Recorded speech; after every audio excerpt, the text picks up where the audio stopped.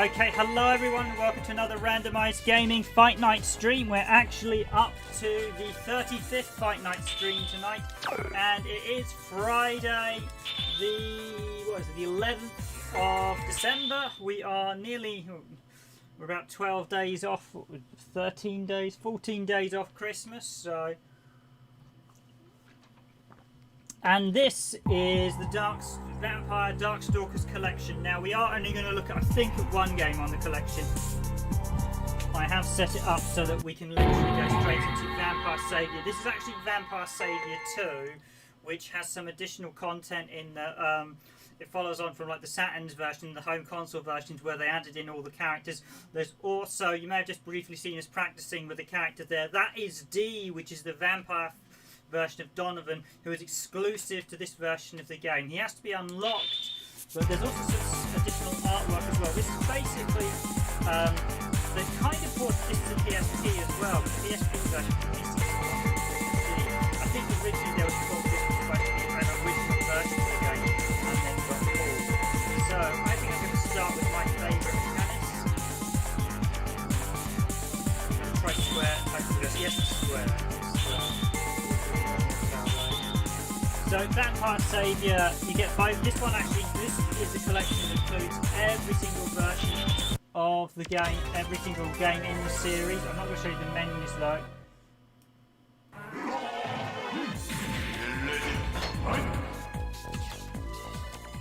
Okay, hopefully you can hear me a bit better there. I actually turned it down a little bit earlier when we were doing Bomberman. I had some background noise on me that I didn't want to have in the mic. But yes, this is hello and welcome to Randomised Gaming's Fight Night. I should just actually introduce myself. I am, of course, Random Gamer Riven, and as always is Random Gamer Dragoon. And tonight's Fight Night we are doing the Vampire Darkstalkers collection, which is probably to date the best version of the game, and this is running at 480p in case you're wondering. This does support progressive scan. I have to remember that because the first time I booted it up I didn't actually incorporate progressive scan. Although we might swap to Vampire Hunter 2 as well, just because Vampire Hunter system, Vampire Saving and Vampire Hunter import use two very different systems of how they play, and I'm not sure. Some people may not like. I was never a big fan of Saviour, which basically they use the Killer Instinct system for, which I think at the time was a little bit controversial, wasn't it? Well, it was different to the other ones. Yeah. But like characters like Sasquatch, they really did change, didn't they? We got absolutely hammered in this version. It's down, down, it's not double press like. You've got to remember the moves. Capcom, it's probably one of the reasons why this game wasn't as popular as it should have been, because Capcom messed around a lot with the moves between Saviour and Hunter. So I was trying to do his thing as you were doing Saviour. So basically the sarcophagus, the sarcophagus is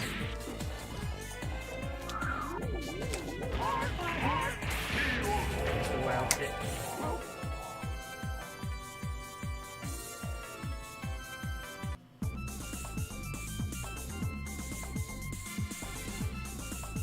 Unlike the Sega Saturn version, this does not include an English mode. This was again only released in Japan, annoyingly, so let's go back to select, don't we?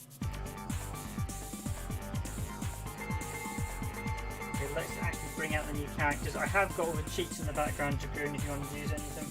So, to play as D, you have to unlock him, and then you have to press 1, 2, 3, 4, 5, 6, 7, 8, 9. Oh, it's gone wrong.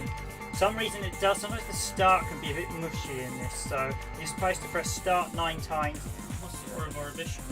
Ouroboros. Ah, no, I'll tell you why I did it wrong, because I should have been on the random select. Ouroboros. Highlight Bissaman, press and hold start, then press and hold any punch or kick. There we go. Ouroboros. Yeah, I should have actually been on the random select to do D. Random select. I think that's the random select, or is this the thesis? No, it is the random select. And the random select has picked the same stage that we had before. So this is some characters in Vampire Saviour was interesting. The arcade version originally does not include everyone from Vampire Hunter. There were a couple of characters taken out. Sasquatch, Yeah, he wasn't in the original version. yeah, which is much to your annoyance. Donovan wasn't in it either. It's worth pointing out those characters weren't missing because Capcom decided to remove them. It was simply because they reached the maximum capacity of the CPS2 hardware. So it reached its max.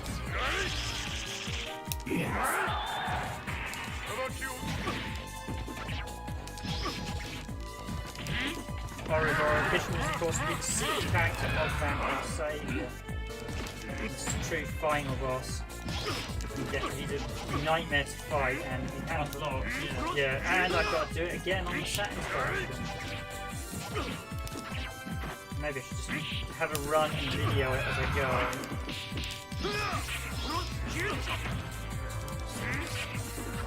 Yep.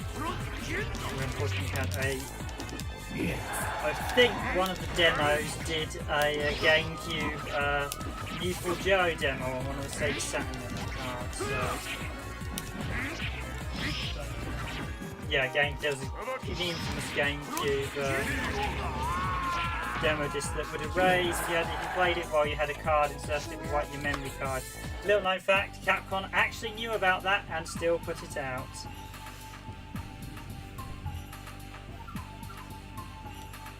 And I know that because my boss one of my old bosses worked at Capcom, and we were relayed the story one time. Naughty Capcom. Why don't you say don't play this? Yeah, they should have done. Just given a warning saying don't play this with the. It says there's a special version of Pyro. Yeah, because the menu has darkened versions of a number of characters. Obviously, that's in the earlier game. Yeah, at any character selection, highlight Donovan and holds. Another Pyro. Highlight. Hold start and press any attack button. Yeah, that's Dark Talbane. Oh, Phobius, it's the robot, yeah. It's Phobius, not Pyro.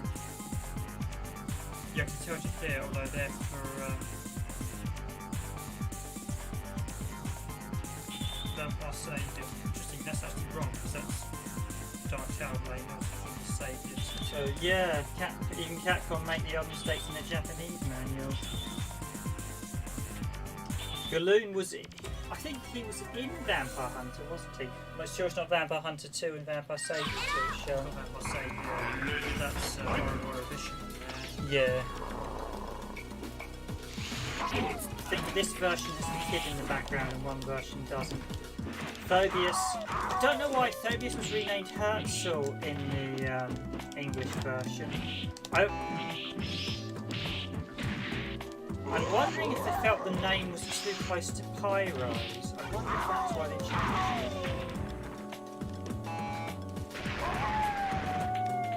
Dark Galoon is probably closer to how Galoon was in the Vampire Hunter.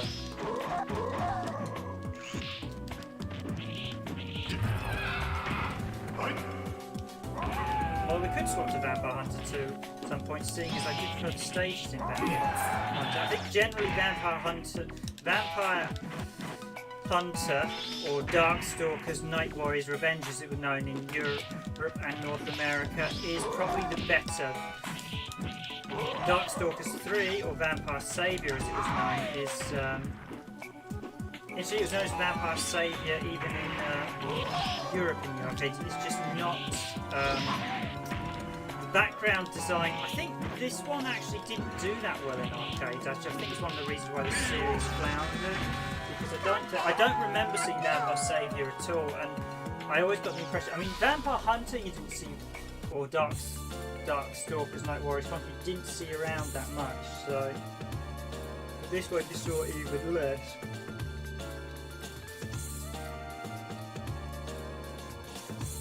Oh, hi 8-bit boy. Thanks for joining the stream tonight. We're watching tonight's Randomised Gaming Fight Night with me, Random Gamer Riven, and Random Gamer Dragoon. Okay, right, I'll try for the D code again. So this is the unique character exclusive to this version. 1, 2, 3, 4, 5, 6, 7, 8, 9. Yes, there we go.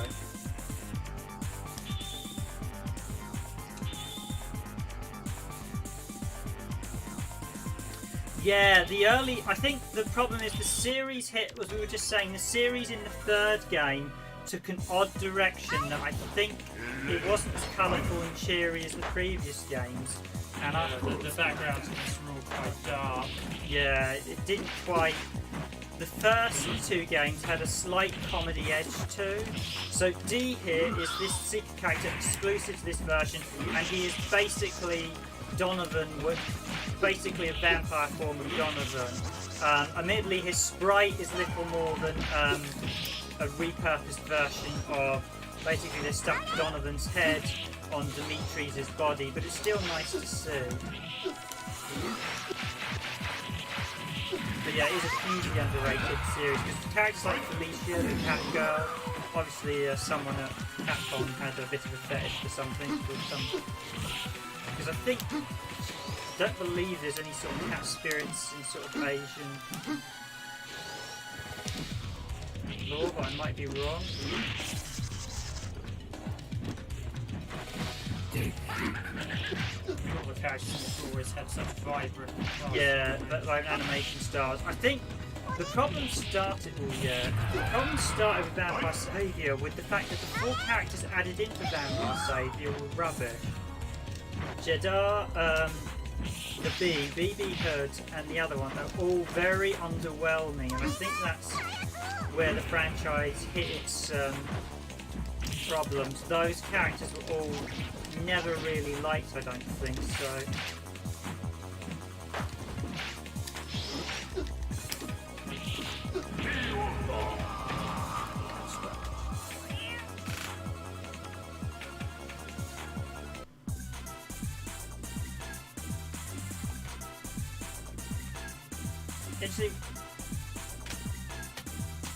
Yeah, I mean, Saviour's good, but I don't think it was as good as Vampire, Darkstalkers Night Warriors Revenge. I think Darkstalkers Night Warriors Revenge is the second game in the series, or as it's known in Japan, Vampire Hunter. I think that is the better game.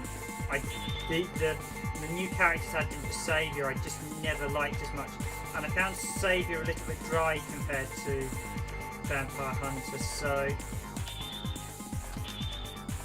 It's still a very good franchise, it is a fantastic franchise, but I think the third game they hit a rut and they never recovered from it.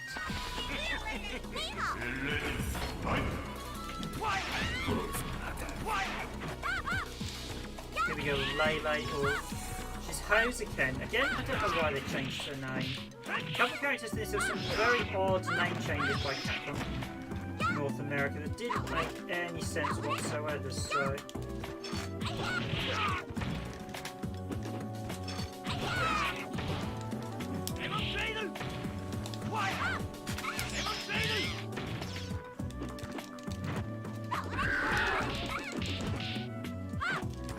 You get both EX specials and super moves, so...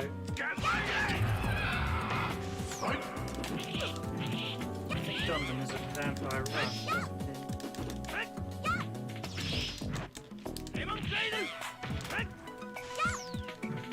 Yeah, the established characters are all fantastic. I think the design on the first lot from the original game, ironically, Donovan and Lele, or Hozuko, are pretty decent, but I don't think they're as good as the earlier ones. I think they should have stuck with a few more. They started adding in a few of their own character creations, and they didn't do. There were a lot of fancy monsters and myths they could have carried on. So I'm not sure if the Bee Queen is actually from anything. I think just Capcom came up with it. It didn't seem a very good one. The variant on Red Riding's okay. Jadar again seems a creative character and just doesn't feel right. And Lilith was probably one of the worst characters in the series. She's just a lazy sprite rip of Morrigan and probably needs removing as a character. I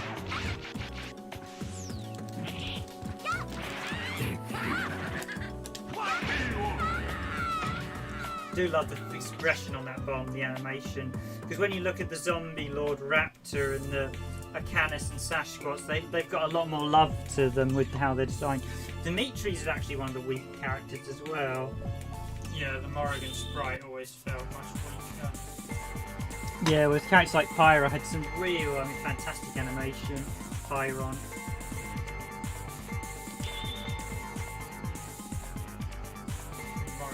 Compare Morrigan with Sasquatch, so much animation.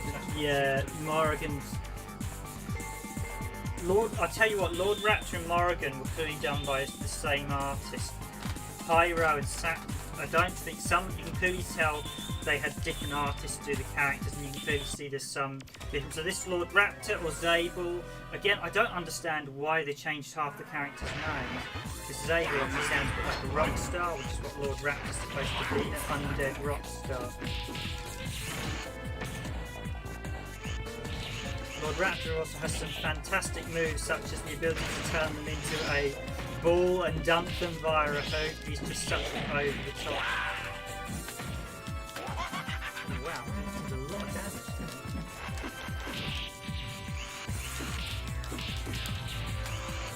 Well, they're both Pyrons. A few of the characters like Pyron were totally original constructs.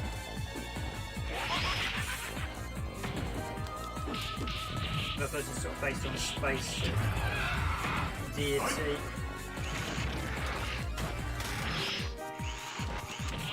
So the animation in this was just fantastic.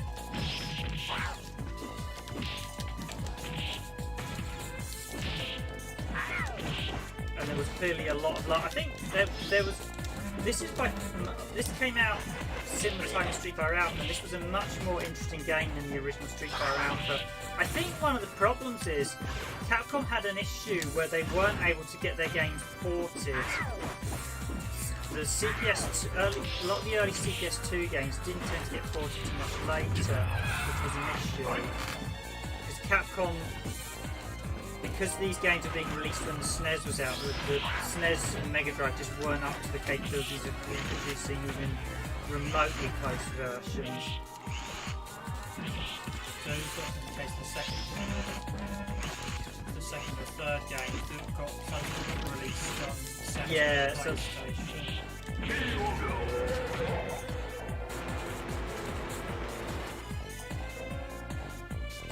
Yeah, I totally agree there, 8BS. Okay, most of the name changes were bizarre. Again, I'm not sure why they changed the name of this series from Vampire, but I wonder if Vampire was either considered too generic or there was some licensing issues using the term Vampire.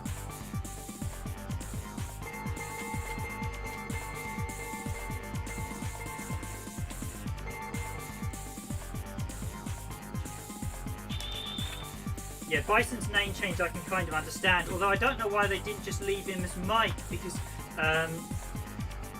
M. Bison, or basically the boxer, was one of the characters in the original Street Fighter. He's actually Mike from the original Street Fighter. A couple of people confirmed there's actually the same character, but because they changed his name, no one put two and two together and realised he was the same character. But I think they subsequently changed the canon.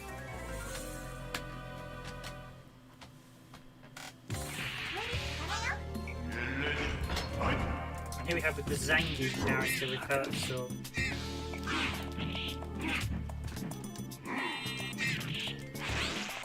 Victor, I should say. Not the robot. Hello, Araka. Thanks for joining the stream as well. Oh yeah, and all those guys very much appreciated on the likes for these videos. It does help people find them because the more likes it gets, it sort of bumps us up in the rages. But I don't think it affects it too much. The biggest thing that actually affects us is watch time these days. So the more people that stay and watch the... I do like...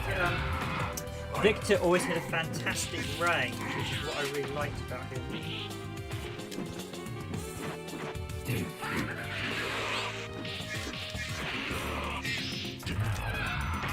The super moves as well, and the animation is just so over the top in this series. It's just so much more wackier than...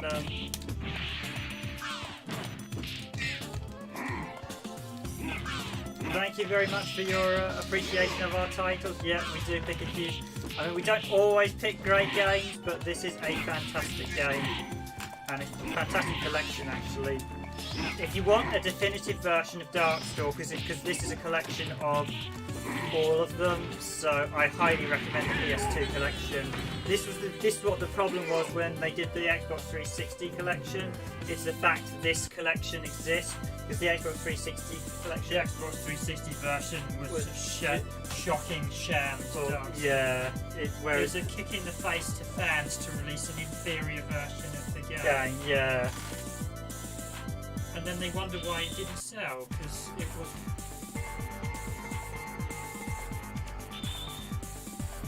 Yeah, they released it in Japan and they released it on 360, so I'm actually lucky enough to do all the achievements on it. They actually broke part of the game in it as well in the collection. It is not a great collection in the slightest. There's a nasty bug with the speed challenge, with the combo challenges in the 360 one, where the challenges were recorded at speed lower than the game is set to, making the game actually very hard to do some of the challenges.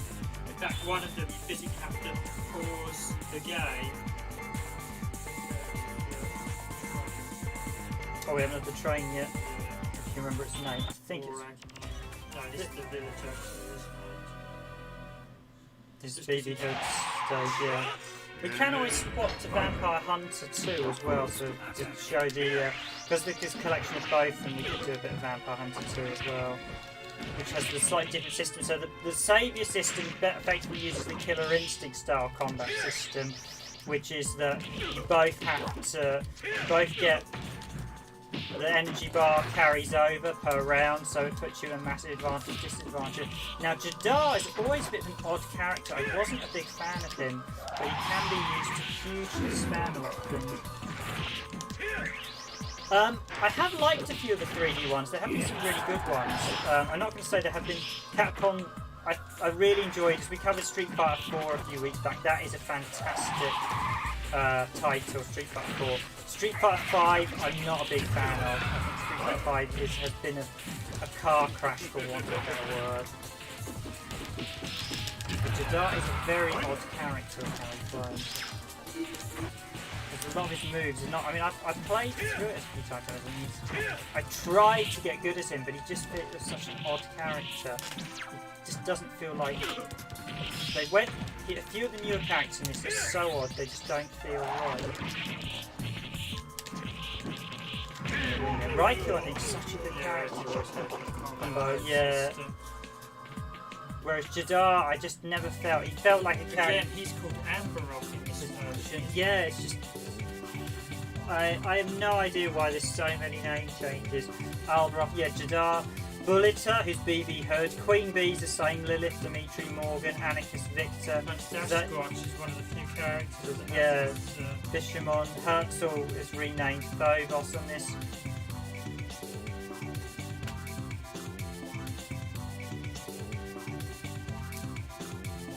Yeah, we've got most of them available. We don't have the PS1 version, but we've got the PSP version, although the PSP version is a bit of an inferior one. And well, the PSP version is based on the Dreamcast version. We do have the Dreamcast version as well. The Dreamcast version is a bit messy because it doesn't support RGB SCART. Also, I should note this game doesn't properly support 480p, although I've set it up to 480p.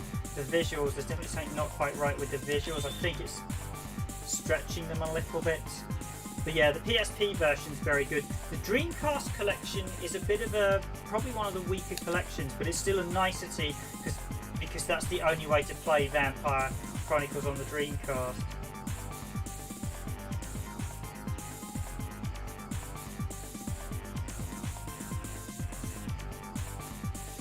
Yeah, you get the original Vampire combat system, not everything to do. Iron Horse, that's the train. Yeah, green screen.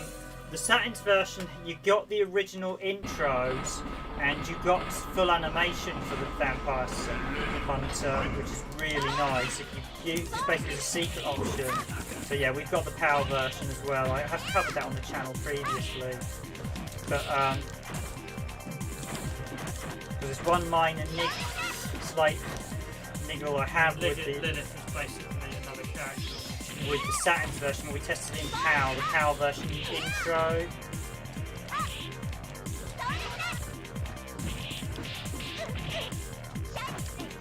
Is actually slightly optimized, so.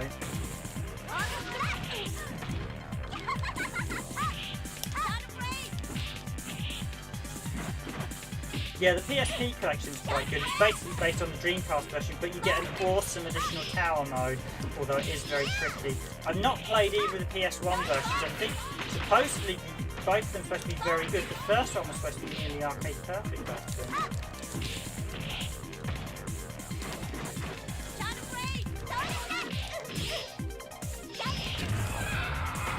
But yeah, it's a bit of a nitpick of mine, the fact that Dreamcast version I think was probably the PSP one. The PSP one's based on the Dreamcast one, but you have the additional tower and you get a load of unlocked stuff. Although that tower is really, really hard to finish. You have to be really good to get to the end of it. There's so many routes. I can't remember what I've got hugely upward, quite a way up it in the past. I've never actually done it yet. I need to actually check we've got all the art in this version actually, because we've unlocked all the modes, but there is a load of art to unlock as well, so there's quite a lot of unlocks in this PS2 release, on top of the new character do. But yeah, in terms of releases these days, the PSP has a cool tower mode, the Vampire Hunter was superb on Saturn. It doesn't include everything from the original Vampire though, or Night Warriors. Strangely again, they changed, they flipped the names around, so there's so many name changes in this series. It's just ridiculous. No, that's probably another issue with it. There's no consistency with the branding. I mean, I would really like to see a new Darkstalkers game, but I don't know if we're going to see one.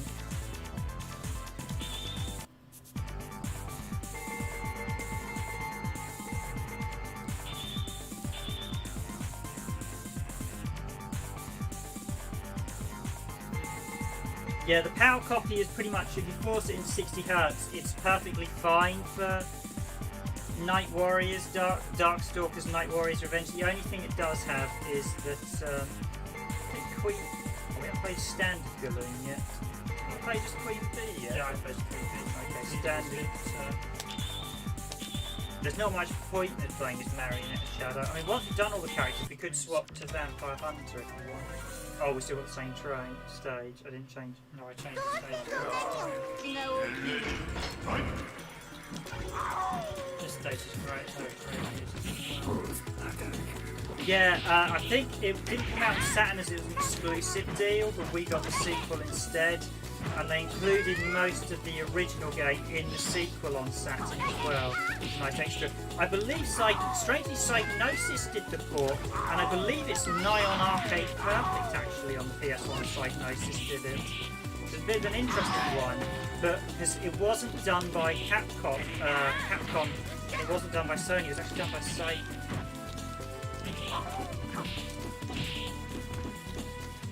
I think these are ports because it's got additional content, so you have the additional character D, so it has to be a port. That was what was so good about these versions, they are superbly done.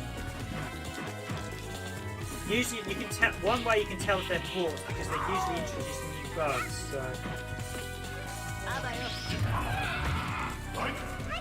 But yeah, outside of the intro being slightly PAL optimized on Saturn, the PAL version is the same, 60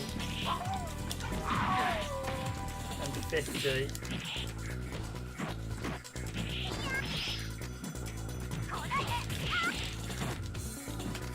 I wonder if this will be one of those fight nights like the Tekken one where we get loads of people watch it after it's been released because it's a little bit quiet at the minute. I might do a quick run on number one against it. Do you want to swap to Vampire Hunter out of interest? We've been through nearly everyone now, so basically get to show the alternative system. Thus we get, I think that's got the classic back.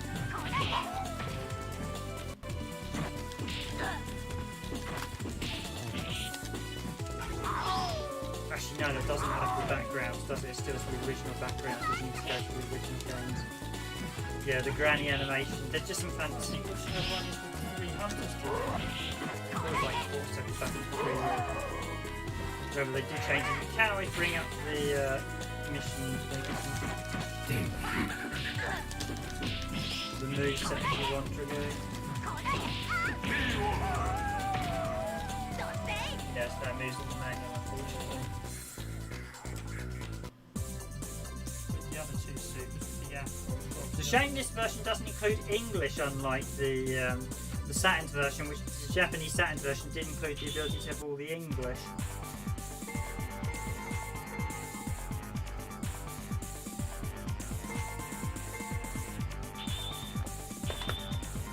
Yeah, Saviour was the last. I mean, you had the two sequels to Saviour, and then we got. They're not really sequels. They're not really sequels. They're sort of different versions of the game with characters swapped out. So then, a couple of them appeared in Capcom Fighting Jam. A couple of them appeared. Morrigan appeared in Capcom vs SNK. A couple are in Marvel vs Capcom too. Oh, exactly the same stage again. Never mind. But other than that, yeah, it has been a very dry.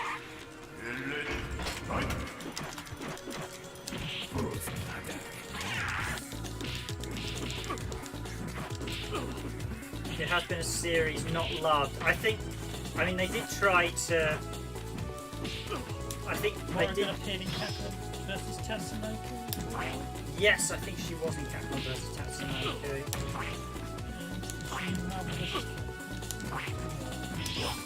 Yeah, I think a couple of them were in Marvel vs. Capcom, weren't they? I think Mechanics was in Marvel vs. Capcom too.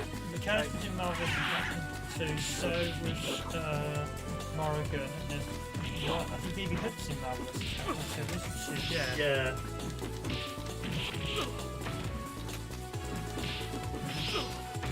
Yeah, I think Morrigan's in Marvel vs. Capcom 3. Marvel vs. Capcom 3 unfortunately was a bit hands-on, wasn't it? Yeah, he's a really good character. Got such good combos. Older, yes, such a different. I just do not understand something.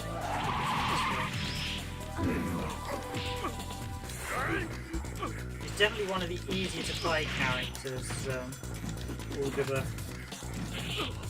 But yeah, the series has struggled.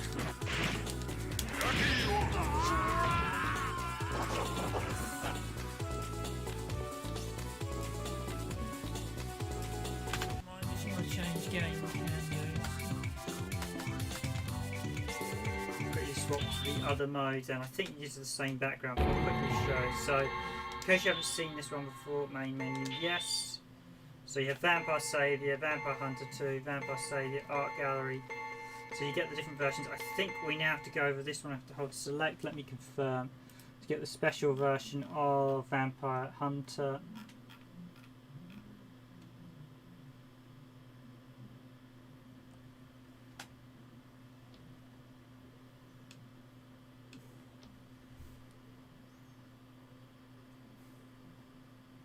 Okay, so it's Vampire Hunter 2, which unfortunately is based on the... but yeah. So in case you're wondering why they did Vampire Hunter 2 and Vampire Saviour, so, and press... so original game... and then press circle. Selecting circle. So the reason for Vampire Saviour 2 originally was that...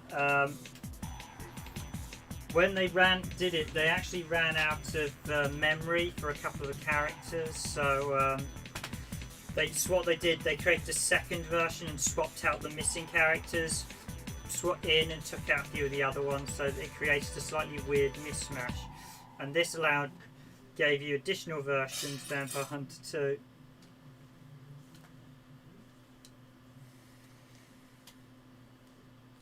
Yeah, something like an RPG would have done quite well, I think.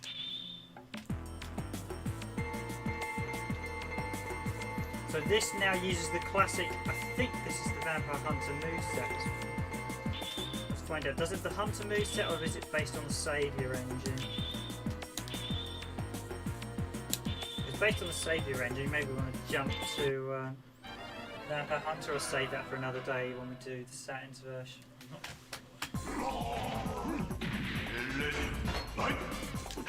No, this is Saviour, yeah. We now have the classic combat. If you're wondering how we know that, Sasquatch is a totally different sets of moves between yeah, so they slightly turned him down, they also changed the moveset, so yeah. So he doesn't have... in Hunter, he has a snowman fireball. Right, to demonstrate some of the changes, yeah. So down is the...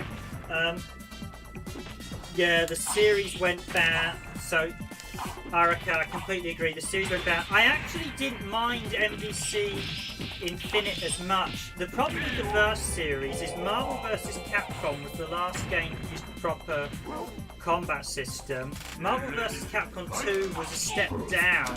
Basically, I think it was done as a swan song, Marvel vs. Capcom 2, so they changed they took out the 6-button punch system and turned it into a 4-button punch system with 2 to select people, because you then had 3 characters, which was a really nice change. Marvel vs. Capcom 2 was really a swan song to the MVC series, because that was when they lost the license.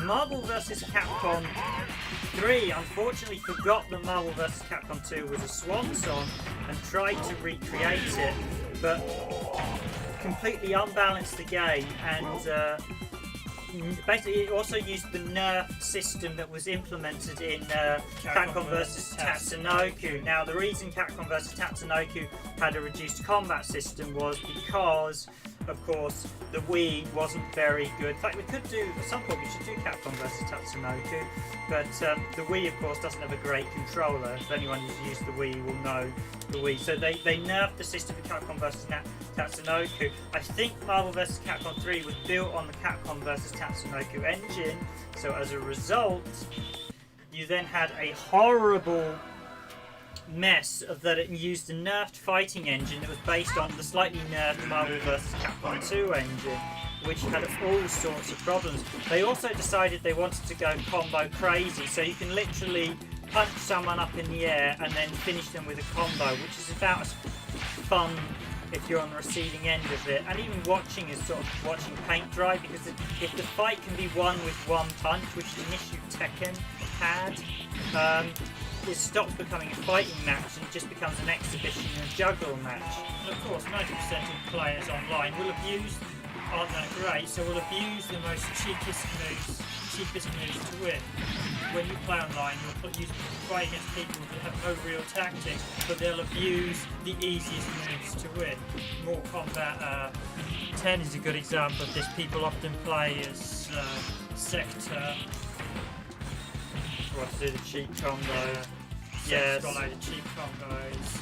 Yeah, I mean, Marvel vs Capcom 3 was hugely unbalanced, and then they did the ultimate. They'll do 50 hit combos and take away about a third of your health bar. So they only need to do that combo 3 times and then win. It's almost like you're playing a chess game. You take those 3 hits and you're done, except for the chess game where everything is stacked in one side of the deck's favour. It's like one player starting with a pawn and the other starting with a queen, 10 pawns, and some 3 and half the board. So, but yeah, Marvel vs Capcom Infinite I didn't think was too bad. Visually it looks awful, Marvel vs Capcom Infinite, but I thought gameplay wise it was actually better than 3. 3 Ultimate is just one of those games that just literally boils my blood whenever I play it. 3 Ultimate is terrible. But yeah, it's hard to recommend Marvel vs Capcom.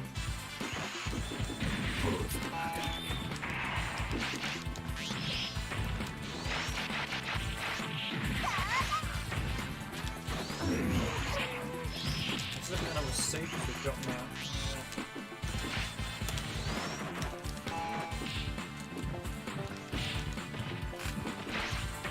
But the original Verse series is fantastic. He's quite a slow character, Herzl, so.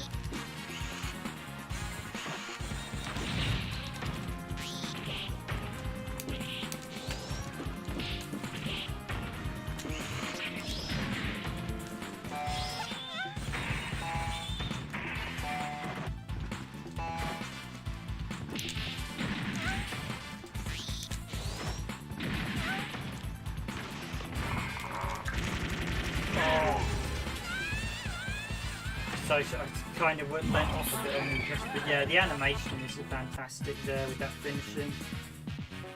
Yeah, I must say the Verse series is...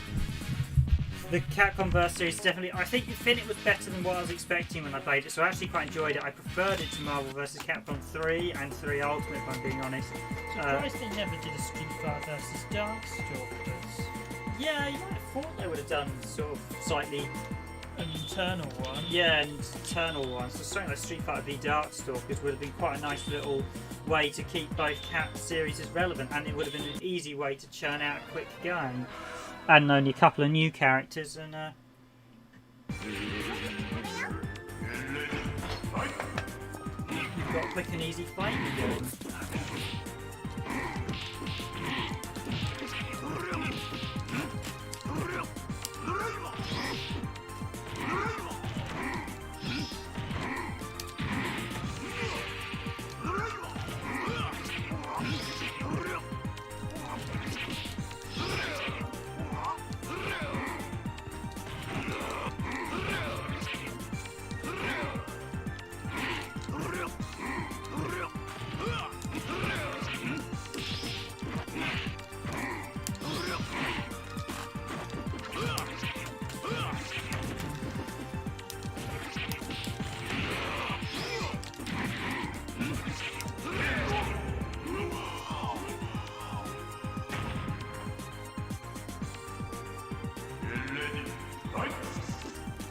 definitely think they should have done something a bit more with the Darkstalkers series, because I do think there's some great character design here. I think Capcom has just perhaps been a bit rested on their laurels a bit. Oh, I should... I'm super there.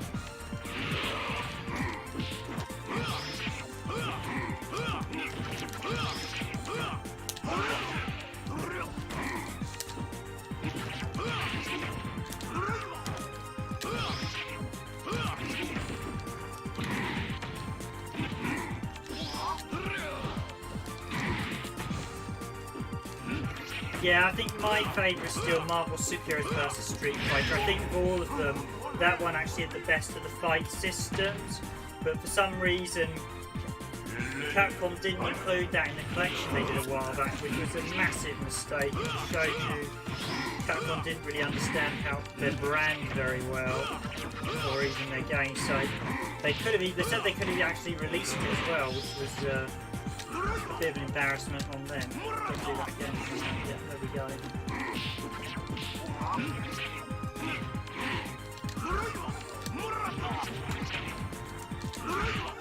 Yeah, I'm surprised Capcom didn't release this, but Capcom had a weird habit of not releasing some of their games. Yeah, this should have been released outside of Japan. I don't know why it wasn't. I can only assume, because it's 2005, by the time they've done the translations, they may have felt it was going to be too late for the PS2 market. Although the PS3... By that time, Capcom had in-house publishing, so... Yeah... This is one of those odd collections. It should have been released, it wasn't. You've got to ask Capcom why they didn't. They released a lot of other crappy games on the PS2, and they did release some bad games, yet one of their main brands, they didn't.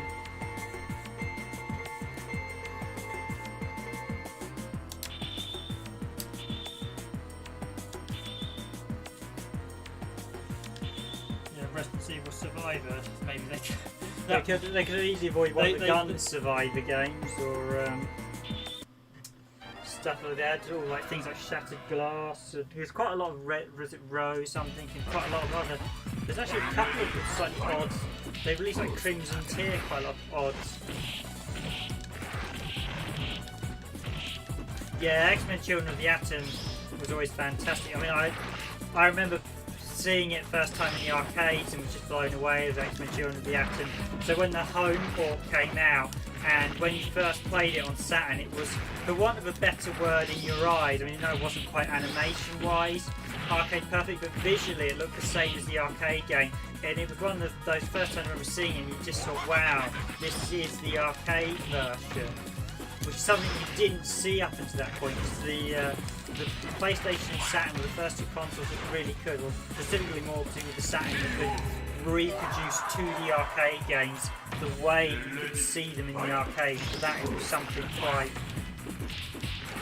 I mean, that's one of the big changes. A lot of the arcade games, they had to be recreated for the SNES and the Mega Drive, whereas the Saturn you could directly port the code.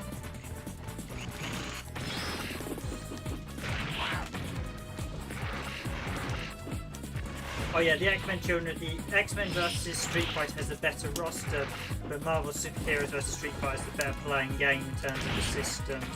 But yeah, weirdly, the character Normaru I discovered was actually supposed to be, so there's a weird character in the Japanese version called Normaru. He's actually supposed to be a Street Fighter character, but they stuck him in that, and because they did, they ended up actually upsetting Marvel quite badly by all accounts, because Marvel didn't particularly like the character because he was sort of a comedy character, and so he basically a bit scrapped actually.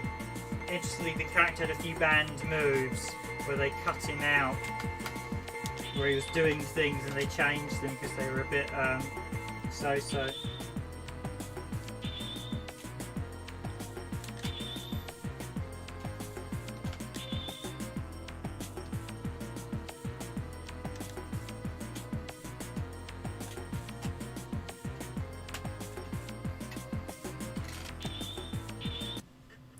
red first. Let's just hit the should have stuck. We've been fighting on the same stage, or is it random change going on?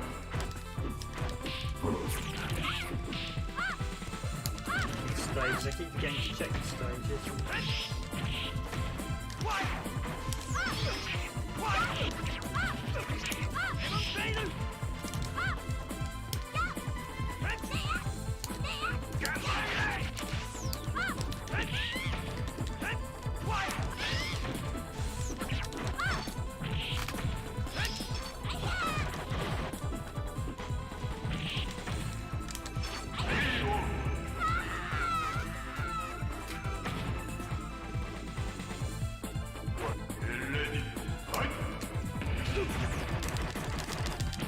Yeah, you also have the dark, the sort of void mode in this one as well. This didn't balance. I think this is probably one of the most unbalanced of the series, unfortunately. That's a will say. Hitting a lot harder than some of these.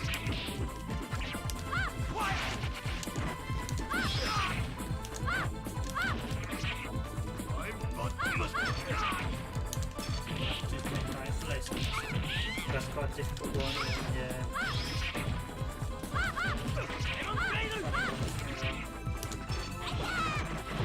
Turns them all into women. There are some slightly crazy supers, like where one of them, Dimitri's grabs and all the characters turn into women, and you have the Jadar infamous pump up special where he grabs and he pumps up various aspects of each of the characters.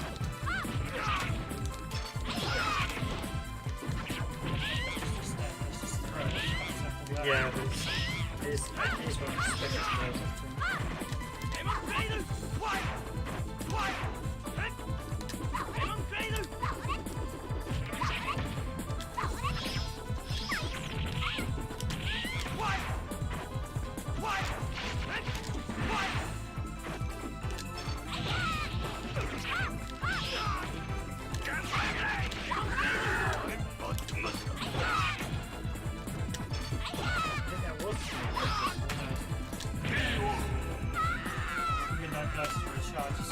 Yeah, he's also got the one that turns into like the bat demon thing.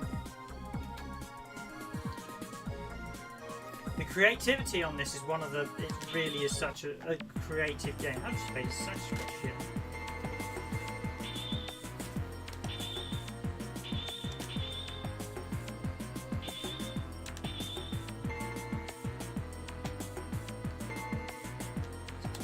We've done the deserted chateau a few times, so.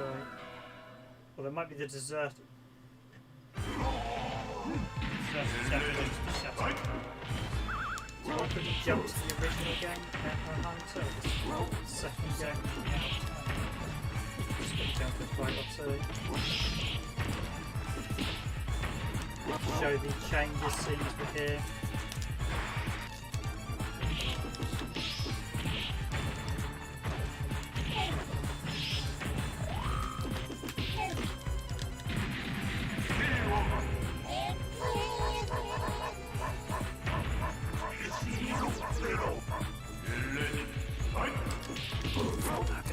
I do love all the animation character like Sashikosh is just so funny.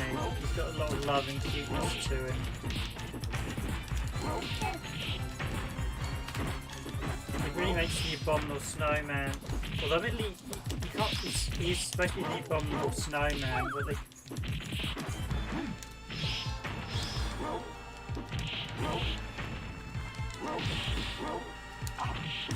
Yeah, the Saturn always had better 2D capabilities than the 3D ones.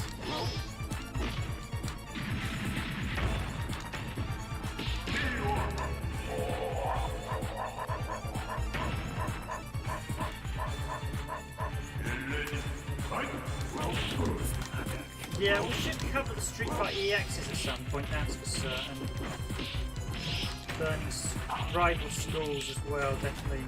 They will all appear on the channel at some point.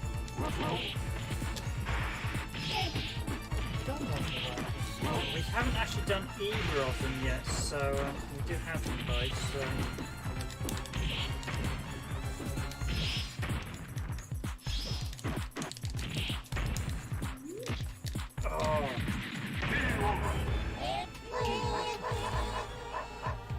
do the Sasquatch Sage because I think the stage design in Vampire Hunter's better than Saviour. There's a bleakness with Saviour that's missing that Vampire Hunter doesn't have. Vampire Hunter takes a slightly cheerier approach to it as a franchise. It sort of says there's a slight comedy edge to it, whereas Saviour takes a bit of that out.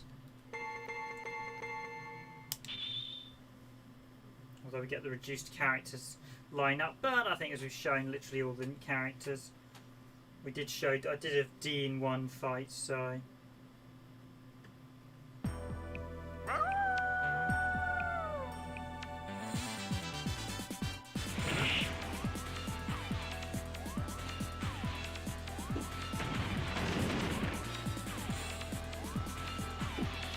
So I used this music from Saturn's version as well.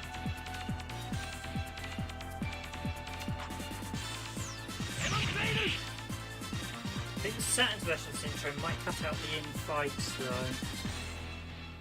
We did that for Mortal Kombat.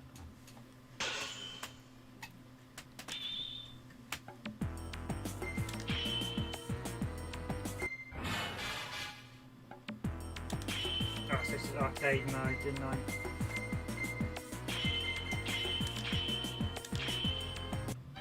Yeah, for some reason the default colours are slightly off, but and yeah, here's Anarchist stage in this one. I think they're a bit more colourful, that's for sure.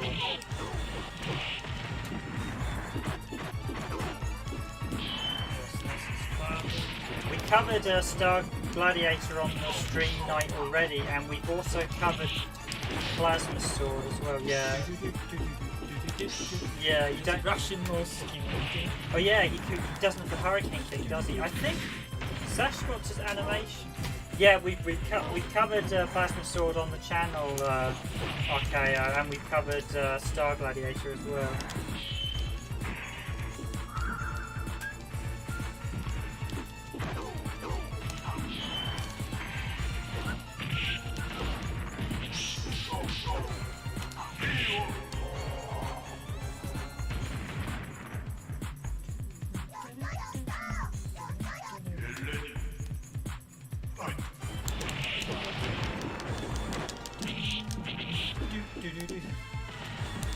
Yeah, he's got the moveset. I definitely think the moveset is noticeably different in this one. I think I prefer the Vampire Hunter moveset.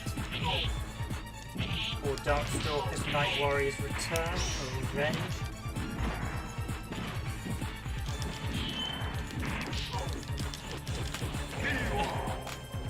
Yeah, Sasquatch is he's a lot more fun in this.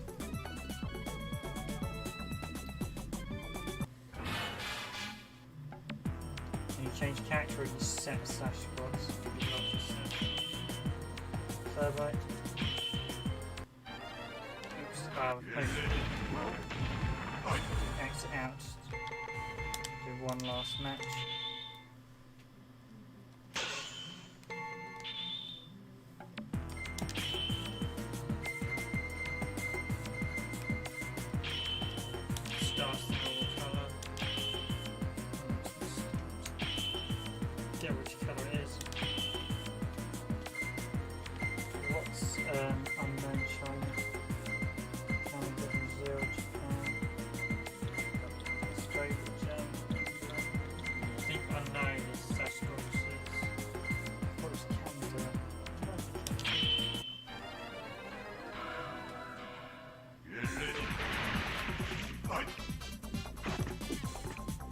Yeah, the two rival school games are very good.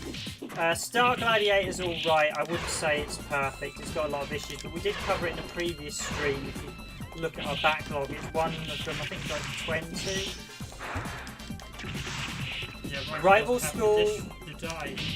Yeah. Rival Schools 1 wasn't bad, Rival Schools 2 Project Justice is really, really good.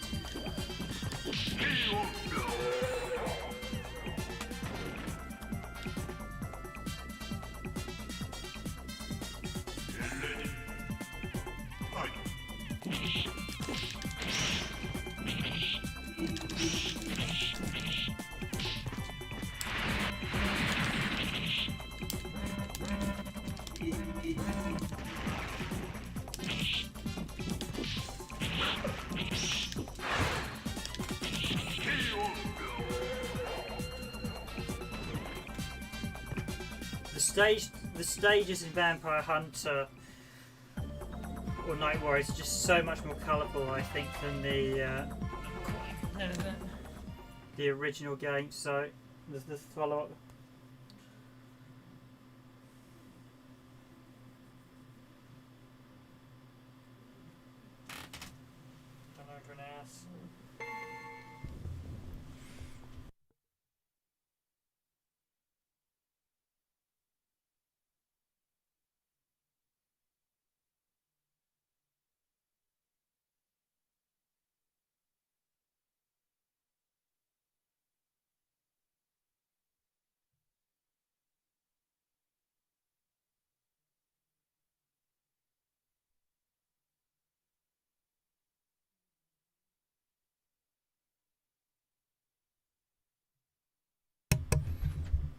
Okay, so Dragoon is departing us again, so we will finish the first part of the fight. Now I'm going to ask, does anyone have would like to see a run through on any of the particular vampire games? So let me just exit out.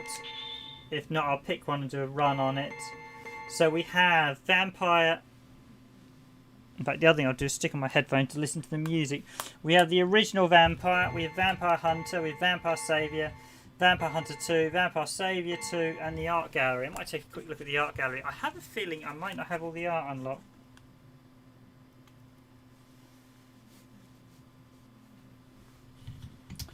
Yeah, I've done an awful lot of time. I think RPGs are probably my most played genre, but I do love a good verse fighter as well. Although strangely, I never used to like Street Fighter that much originally back in the 90s. I much preferred Mortal Kombat, and then I sort of graduated to Street Fighter. It wasn't until the Alpha series I really started to get a love of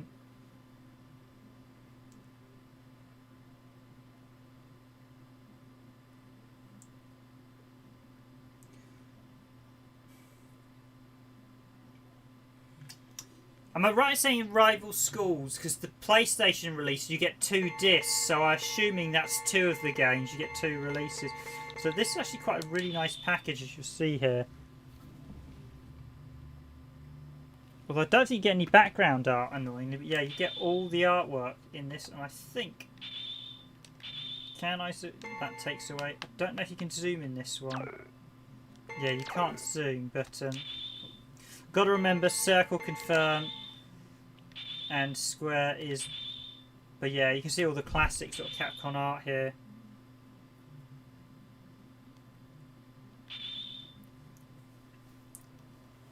Yeah, there was a PS1 arcade board, so there's a few of them that used it. Very much appreciate for the likes, guys. As always, if you enjoy our content, please do hit that like button. It's appreciated. It does help us in the rankings a little bit, although I think our watch time, as I said earlier, the watch time also matters more importantly. But yeah, likes in case you help, of course. I'll say it as always, but I'll just remind people, if you're watching this and you like our content, and we do stream regularly, then please consider subscribing.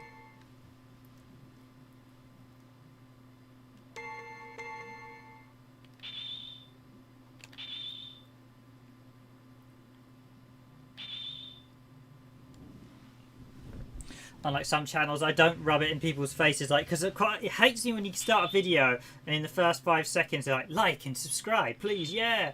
Or when they keep bringing up the click and the like, but the animated graphics, like the like button and stuff, it's like, yeah.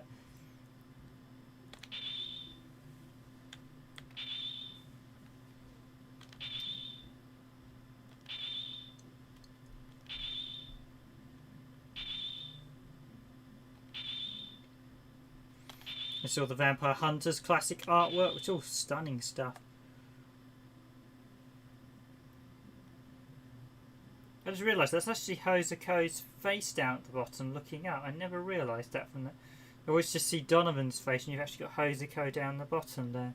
Because of course Hozoko and Donovan were the 2 new characters. There's Jidar. As I said, I'm not a huge fan of Jidar.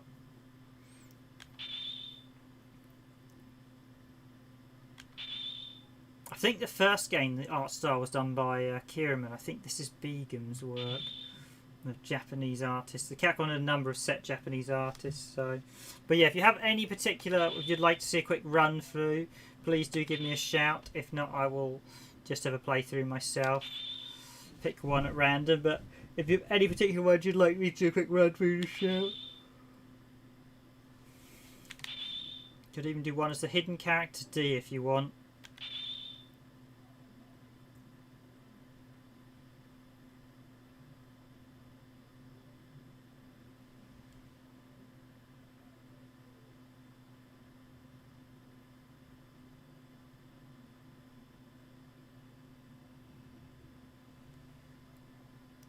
Yeah, we generally, I mean, we will occasionally pick odd games, but I like to pick games because I'm going to be streaming for 2.5 hours, or an hour to 2. I like to pick games that we're generally going to enjoy playing, or, I mean, occasionally we're going to play the odd duffer and indie stuff, but it's not, so sometimes you get a mixed bag, but it's nice to generally play a good selection. I mean, sometimes it's nice to play bad games.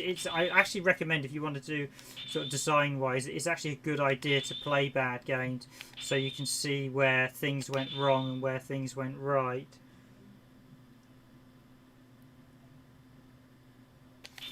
And I've always enjoyed Mortal Kombat.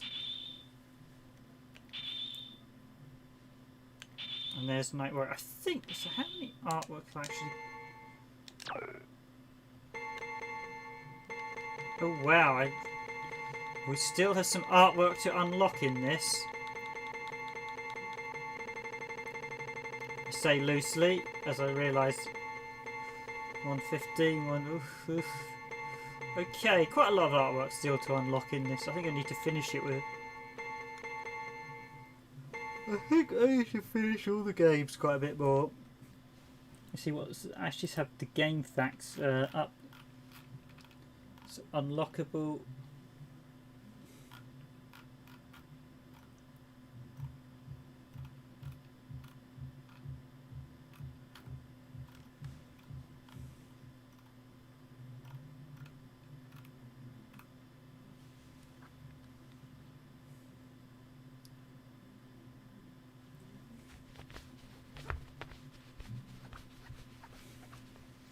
So you basically got to beat all the different art 1 to 1400. Beat Vampire Savior. Beat Vampire Hunter 2 arranged with Marionette, and that will lock 145 to 168. Okay, let's give that a whirl. Beat Vamp. Let's try that. 192. Or yeah, let's try Vampire Hunt. No, let's do Vampire Savior arranged as Marionette. So how do I play as Marionette again? That'll be an interesting one for me. So yeah, let's do. I need to unlock some art, so let's go unlock some art in this one. So I'm just looking to see. I'll actually do the stuff to unlock as Marionette. So unlock. Beat Vampire Savior 2 arranged with Marionette. So to do Vampire Savior 2 arranged.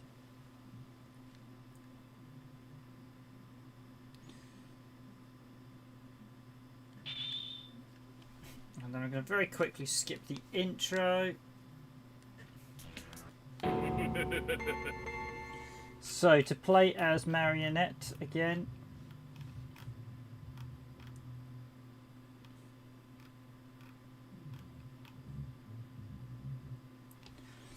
Okay, so I need to go to, let me just check the options. So we've got game options. The default 2, 3.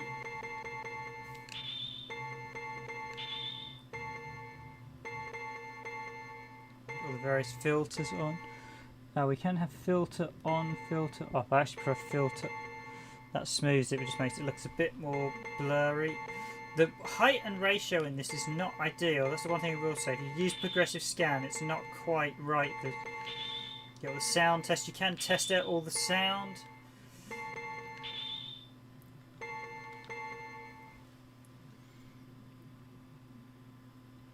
Start 7 times. Okay. 1, 2, 3, 4, 5, 6, 7.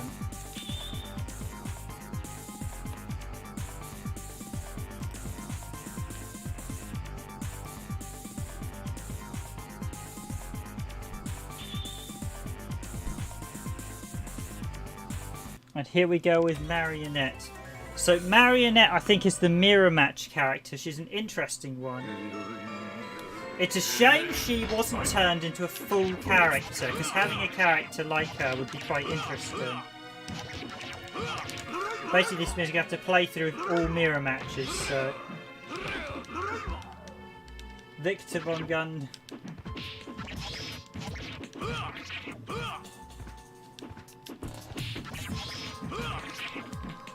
I haven't played it in this video, but yeah, I have played it. I might have a go on the first Vampire later, the original. I'm pretty sure one of the arcades in Yarmouth we used to visit had Vampires, the original game.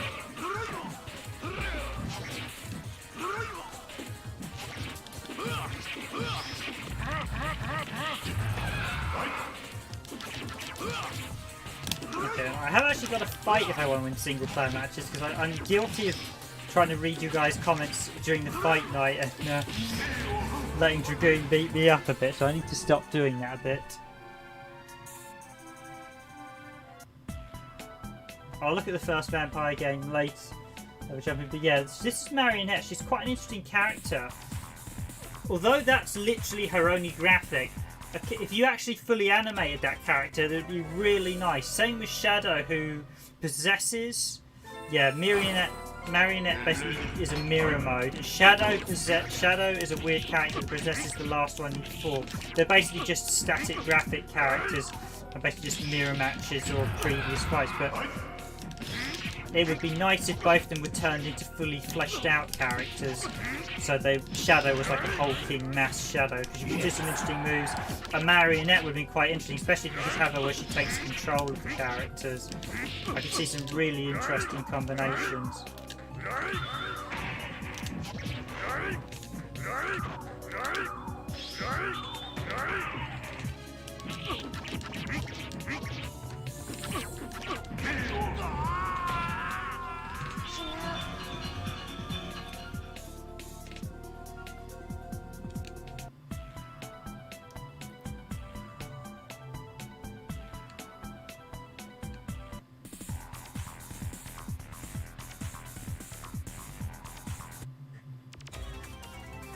Ah, I wonder, does her shadowy victory pose shows the next character she's going to be?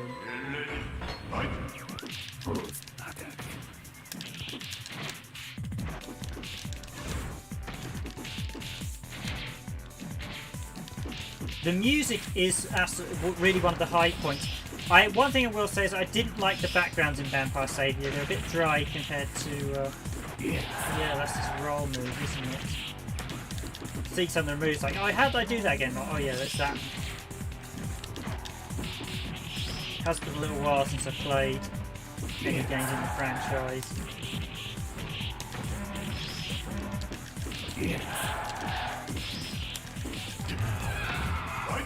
But yeah, this was one of our early Sega Saturn games originally, well, particularly we got Vampire Hunter quite early on the Sega Saturn and we played it to death on the Sega Saturn. One thing I should actually note about the PAL version, if you have it, 8-bit SNK Boy, it's one of the games where you do need to remove some of the pages from the PAL manual, else the disc will become warped. Because there are a number of games where the PAL boxes, if left closed, the manual's too big, will press against and actually bend the disc, which is a serious issue with a couple of games. We've had it with a few. It actually happened to our copy of this, but we got it in time and then just basically sat it under a book for about a week until it bent back.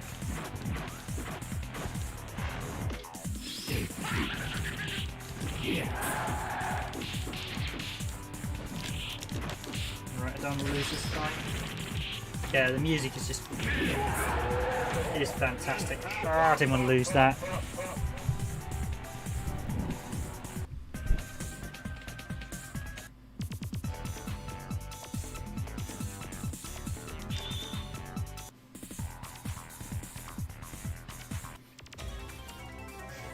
This is definitely slightly tougher than Street Fighter, I will say. Yeah, Marionette's an interesting character as well, because of course you're changing character, so you're never in your strong zone unless you're playing like your favourite characters. which does actually put you on the toes a bit because you have to be a better player to win as a character like this, because you've got to be good with everyone, or at least competent with all the characters.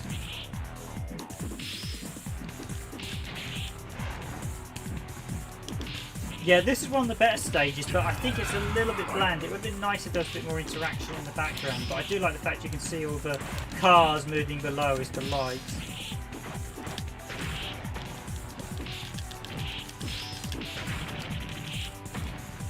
Yeah. Yeah.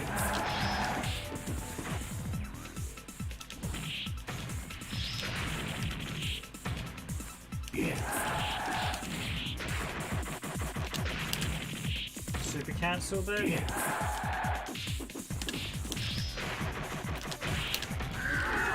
Another reversal on him.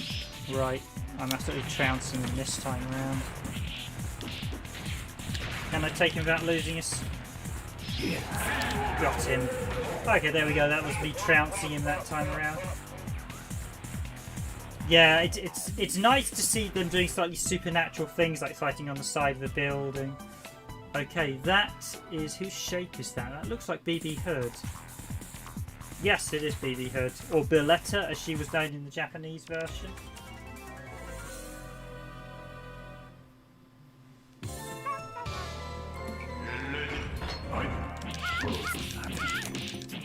She's basically a girl all about her guns.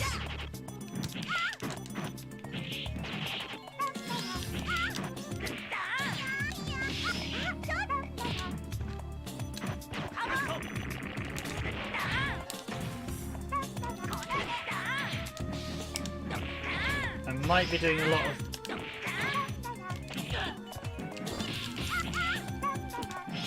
Literally everything in her hamper is a weapon. She's supposed to be some sort of bounty hunter to hunt Darkstalkers. And there we go.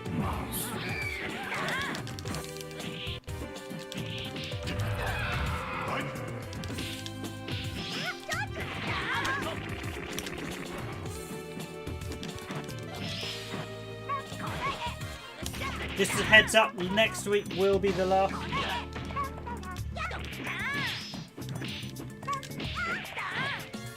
Yeah, it's interesting because fighting tournaments, I don't regard most professional players as being that good because they only use one character. And if you want to be a true master at any game, you should be able to master them all. I would argue fighting tournaments, and in fact a lot of games, should basically tournaments should actually give you multiple games, or in a case like a Street Fighter tournament, it should be like best of 20 bouts of all different characters, and you're not allowed to, you can only use each character once, because that would give you a much more interesting fight, because you know you're going to have to play, so the first round would be like 10 fights as various, and then you keep making that way players, there would be a tactical level of knowing when to pick which characters to use and whatnot. You know, do you use your strong characters at the start? Do you hold off to the dying rounds of the thing? Because that would make it much more interesting and give you much more balance. Especially if it was blind choices so the opponent couldn't see who you were playing as.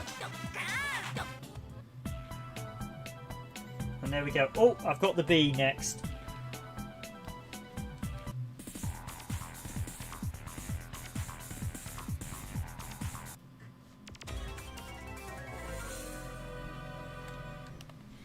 Queen Bee, she's definitely not my most favourite character, but the animation for all the characters is lovely. Yeah, I'm not a fan of Queen Bee, I have to admit. I didn't like her moveset. She's always... I don't think many people did either, so that's an interesting throw. She's not high damage.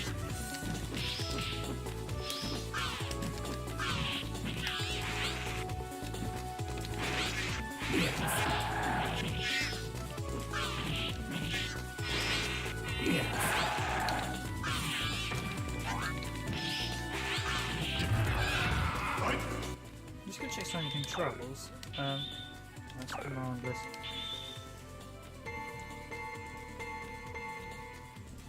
Ah, that would be why. That's medium. So that should be heavy. That would be why. So that's light. Actually, want that's heavy. No, I don't. I actually want that to be.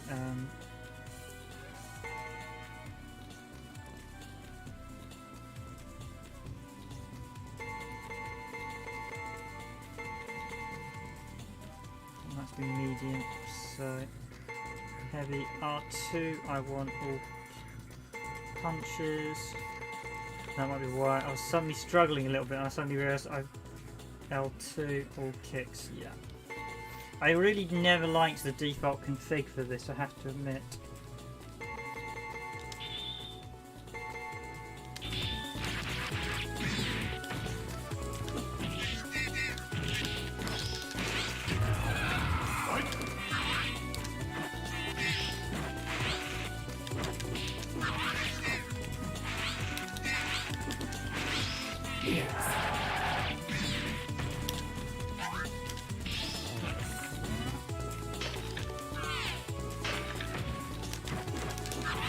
Animation on this really is fantastic. Some of the super moves, they are some of them very, very over the top.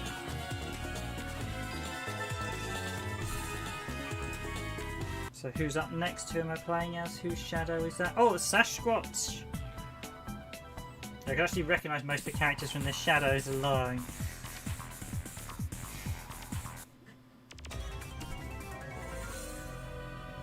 Maybe probably because I haven't really played this version.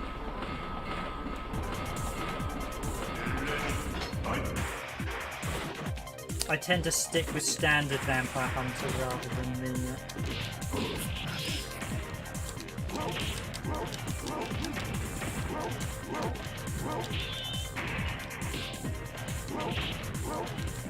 But right now he is out of the school, you know.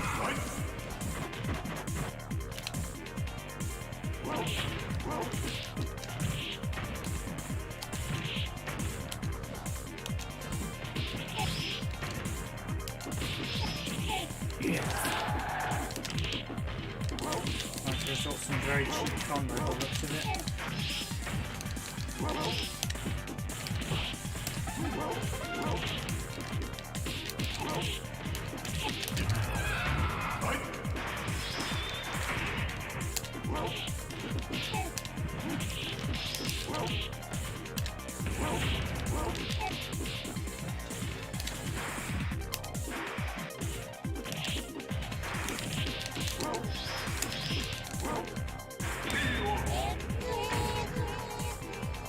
Yeah, Sasquatch's design is wonderful. He really is such a great character.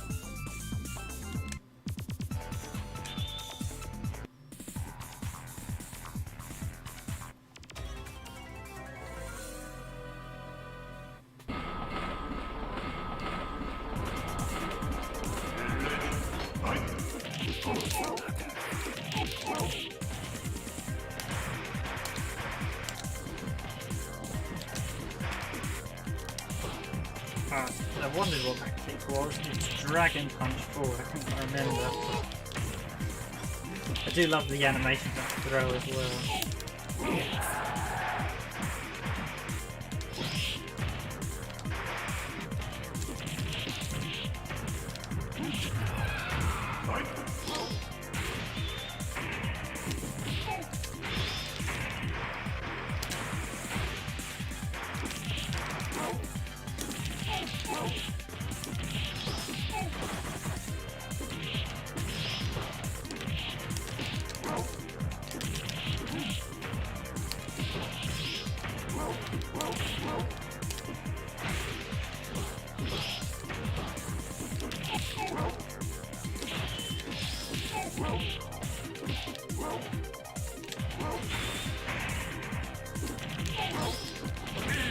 Got him again. I got him in the first round that time. Okay, I think this is Jadar. Jadar, of course, is always the final boss in the third game, or any of the third game spin-offs. So I'm not a fan of Jadar in the slightest.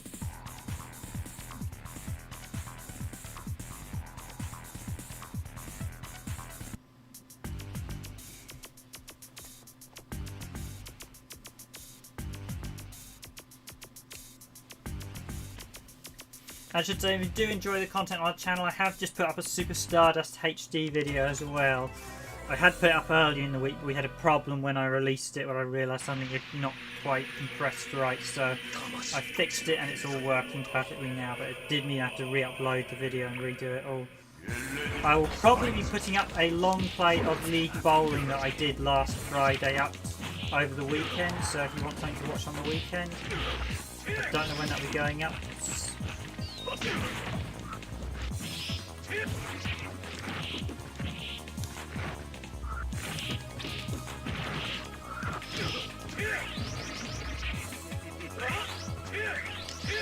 Yeah, the large characters in this really do. I mean, they could do something like the creature from the Black Lagoon, you know, the swamp thing.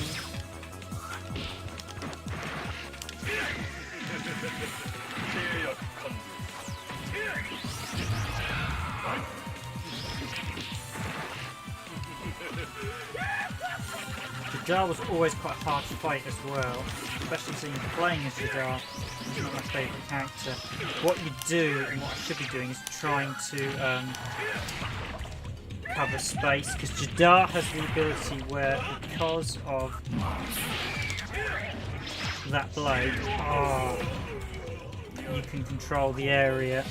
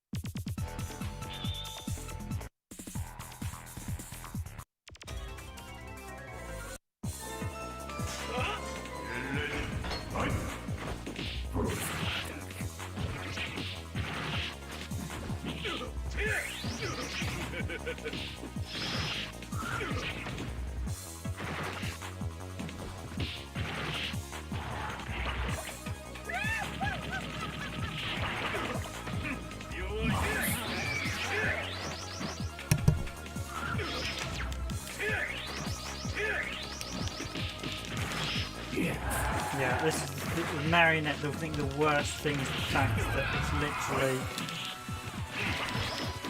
I've got to play as Jadar, who I'm really not a fan of. I did try to like him, but he's just not a good character in terms of moves. So.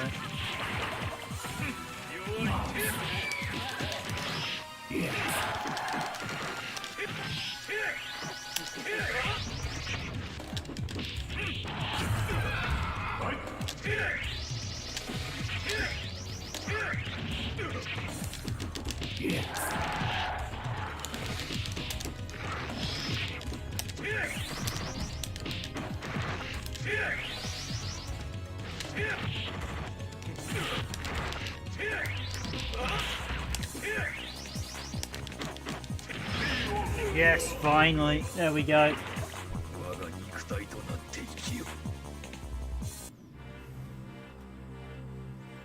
Yeah, I don't think that remake is Super Stardust. It's not bad, but I don't think it's as good as the originals, actually.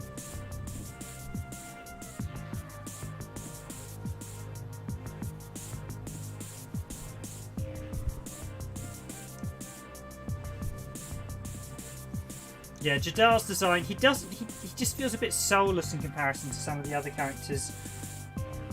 He just lacks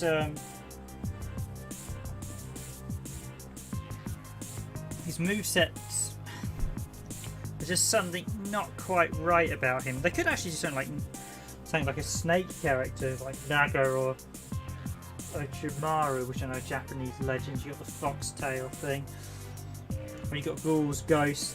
There's not actually a ghost character. They could do a ghost character in this as a playable one. Well, more sort of traditional Spectre. I know Heizuka, I think, is technically a Chinese ghost, but they could do like a British sort of Spectre. Or something along.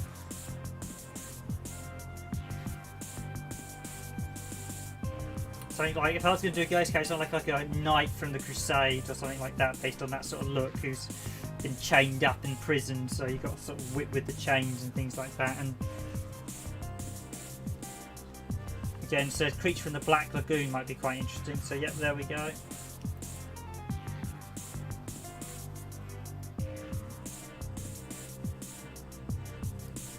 Don't think Marionette actually appears on the scoreboard because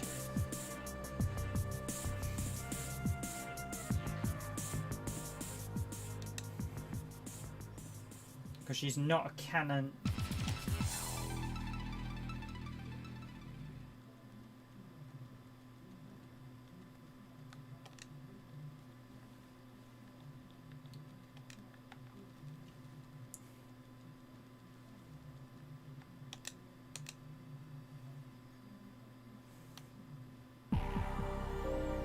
Ah yes, so we've unlocked the art gallery, so I do actually need to unlock the art gallery in this collection.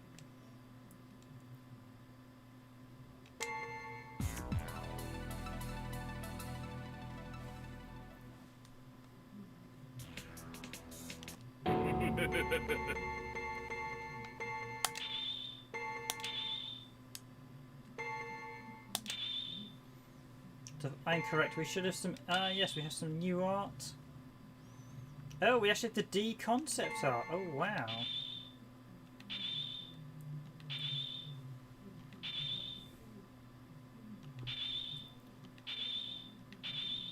Another BB Hood concept art.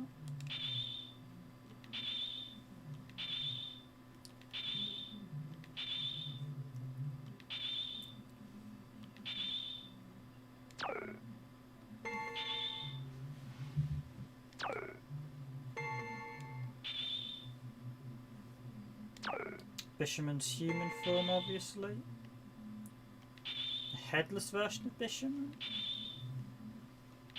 Earlier concepts. Some quite nice art here actually going through. I should actually unlock this all and put it up on the channel at some point. And we have Felicia. Felicity. So that's all the artwork. I think the next one was do it. I think I had to do it in Marionette on one of the other games as well, but I won't do that right now. I'll do that on another thing. I will show you. You asked about the original vampire, didn't you? I haven't actually done the original vampire yet, so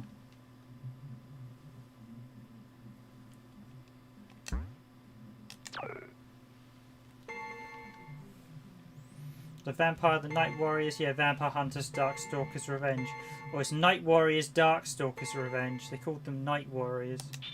They dropped the Vampire tagline, which I think Night Warriors is actually a better name, and Darkstalkers or Darkstalkers.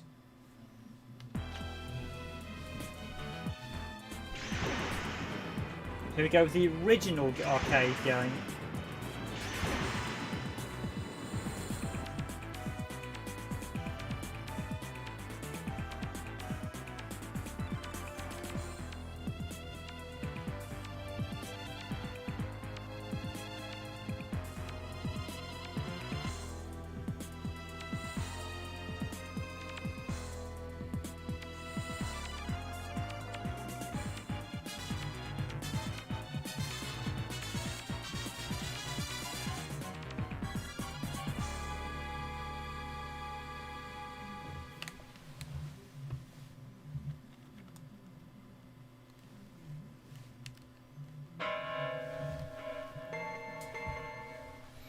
Yeah, I suppose you could say Raikou. I suppose I mean, you could do quite a lot of other things. So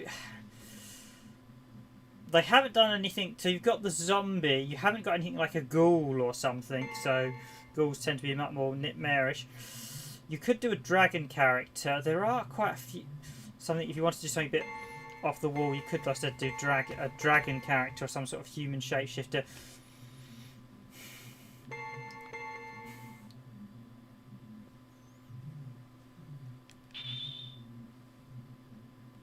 Game options on this: damage, difficulty. I'll just set it to default values. Character 10. Ah, you get the additional characters. Okay, characters 12. Ah, did they add in? Because this version they added in, there's quite a lot of extras, so look at the original game. This would actually be the only time I'd probably be looking at the original game.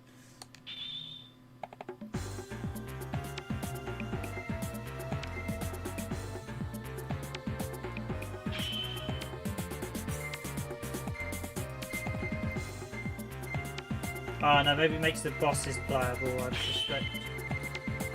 No, I didn't mean to play a Sasquatch, but Zabel Zarok.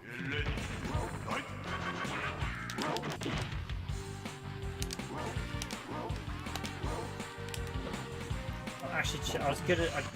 I'll say I won't play as Sasquatch. I'll swap to. Although he does have a very nice. Yeah, you get lots of options this one. I did get a lot of time to select character, so I was going to do Galoon.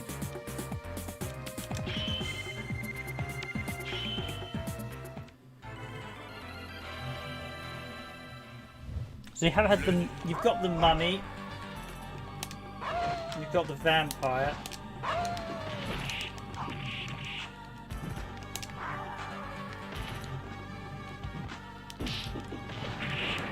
Of course, you've got the traditional werewolf.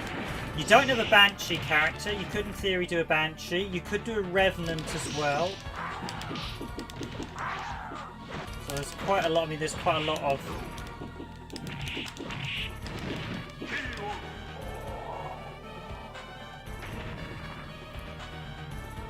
You could actually do a skeleton character as well.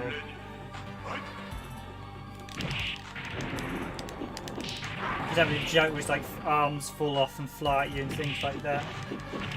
Yeah. Or John Talbane. Again, I don't know why they just randomly changed his name in this. Oh, I probably should have turned down the difficulty. This is going to be...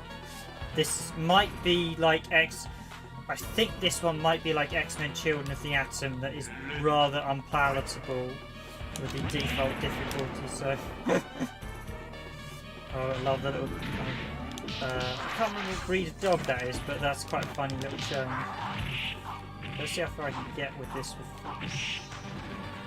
Yeah, that AI, this AI is spamming, so I don't really want to spend a.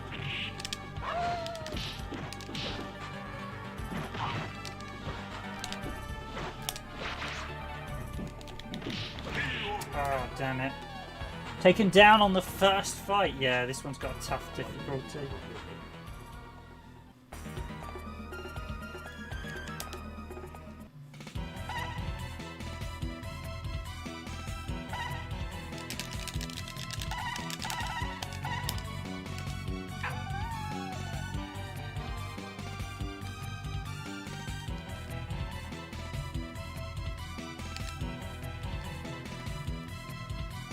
Really want to enter my name there, but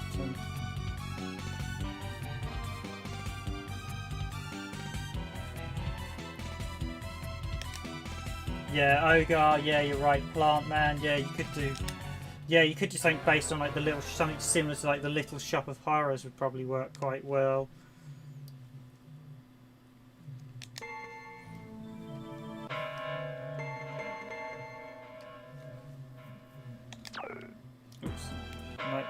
I keep getting circle is confirmed because, yeah, let's turn down the difficulty level. That is brutal. Round 3 timer speed, yeah.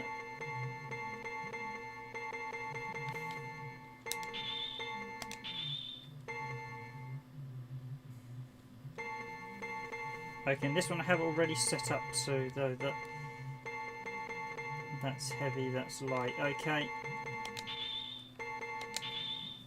Yeah, it's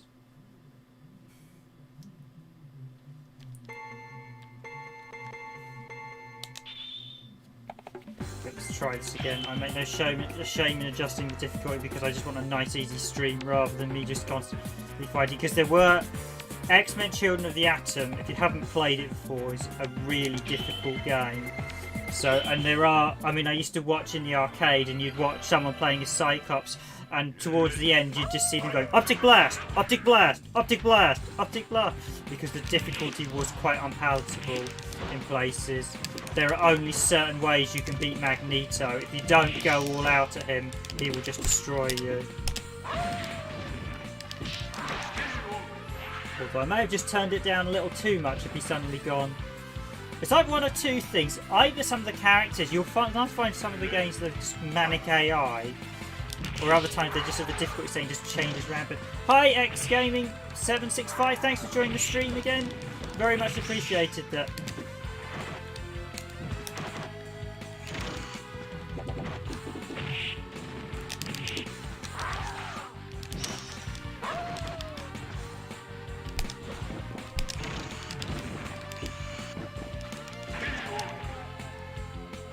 That's just gonna Zabel wins. I haven't really, I'm being honest here, I haven't played the original one much, so let me actually pay attention to what his moves are. Ah, yeah, so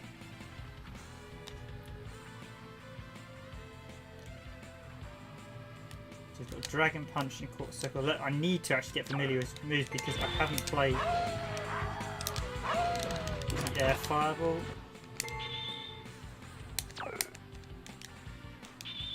So is that in air? Am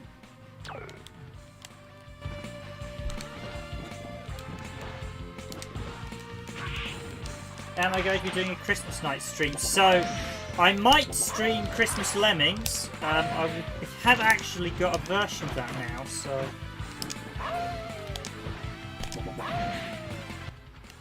I was debating, so I might not do a stream of Christmas Nights because Christmas Nights is not a particularly big game.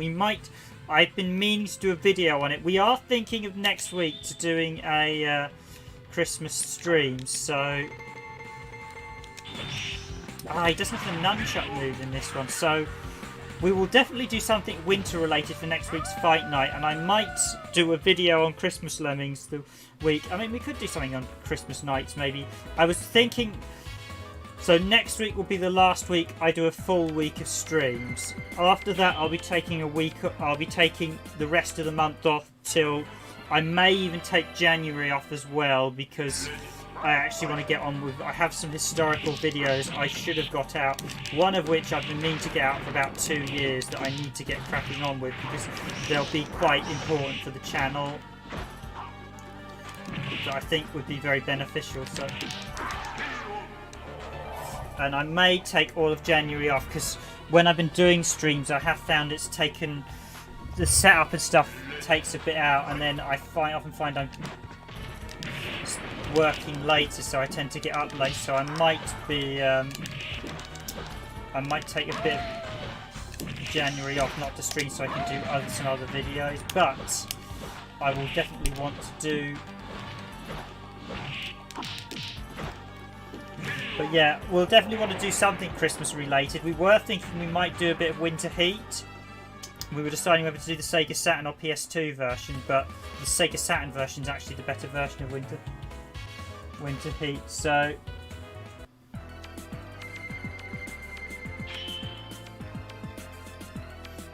yeah, we'll definitely. So I will definitely consider. I'm debating whether I don't think might. If I was going to do something like Christmas Nights, I would do it on probably like New Year's Eve. No, Christmas Eve. I mean, I might do a Christmas. So I might. Basically, next week will be the last week of full streams, but I might do like a one-off stream just before Christmas to wish everyone a Merry Christmas. With the Christmas, something like the Christmas gaming stream.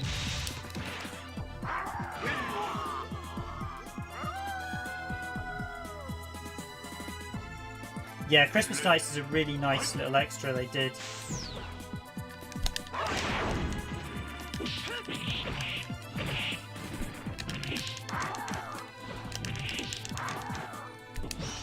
Yeah, the original Vampire's actually got quite nasty combo damage, I've noticed. If you get hit by the combos, you get taken out very quickly. I haven't actually played the original Vampire much. In fact, I don't think I've finished it with most of the characters. I really haven't played this one much at all. Okay, yeah, so I just took out most of his health with that single combo.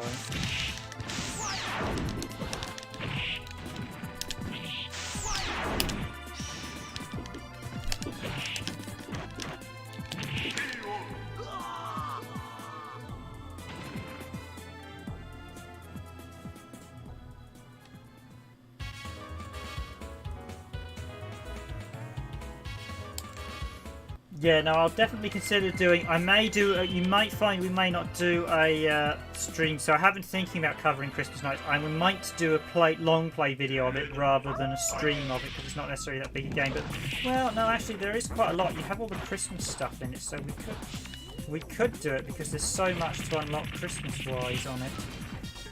Yeah, this I didn't realise the original Vampire. They are brutal. They get in for.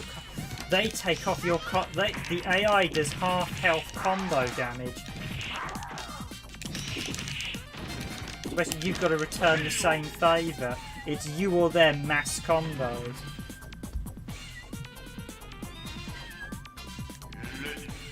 Yeah, I mean, I should do something more. I thought I'd do a bit more on steep slope sliders actually, but we've already covered that quite a bit on the Saturn, so. Oh, she's pounding them. But yeah, I will definitely think of doing something for a Christmas stream. So definitely Christmas Lemmings. I was thinking I might do Christmas nights. We might do a long play video. I will think about it. I think it's one I'd like to do a long play of, and maybe we could then stream and show off all the Christmas gifts as well, because you get the Sonic Christmas box in it.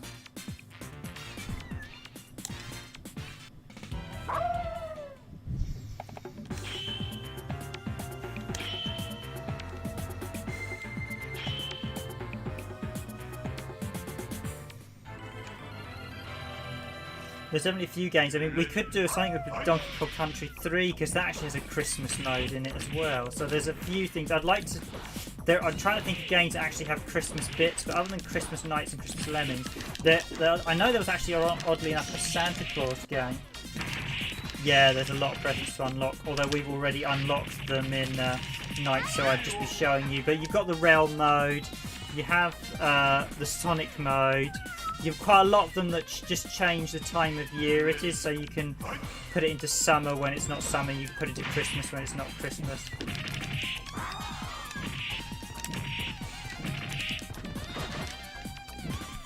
Yeah, her AI is ruthless.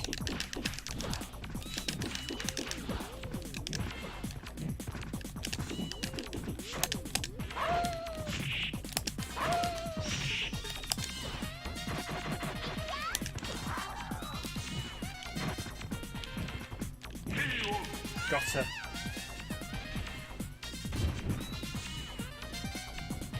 Right, I've really got to be on the ball. Her AI is just merciless if I don't get it right. I'm surprised she hasn't. She will combo the hell out of me. And she's countering. There's a few Capcom games where the difficulty has counter animations where they directly respond to your button presses, which is just ruthless. Oh dear.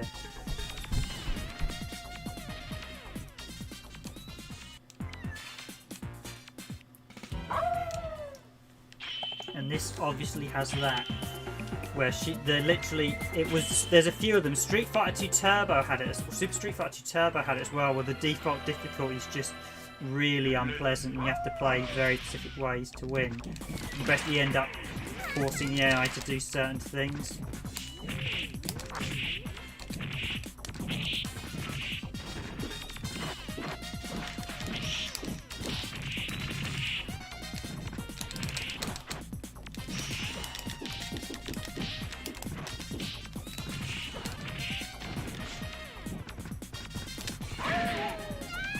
Yeah, I was doing she seems to have faster recovered than Dimitri's. Dimitri's you could hit and then smash with the heavy, so you can absolutely devastate him.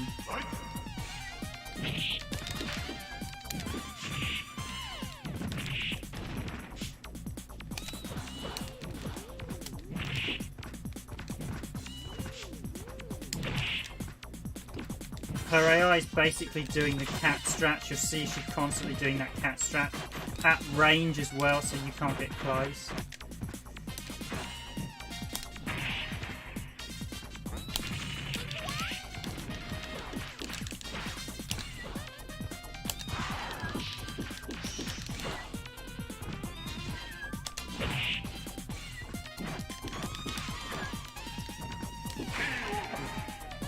Yeah, she's responding to your input. Oh.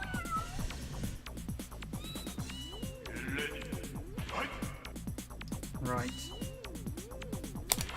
Got her.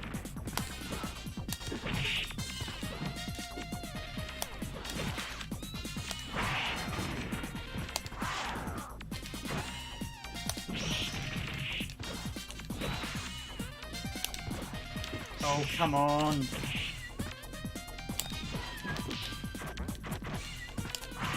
Oh, is it up down? Do I have to shoot quickly? Yeah, okay, that's what my mistake was.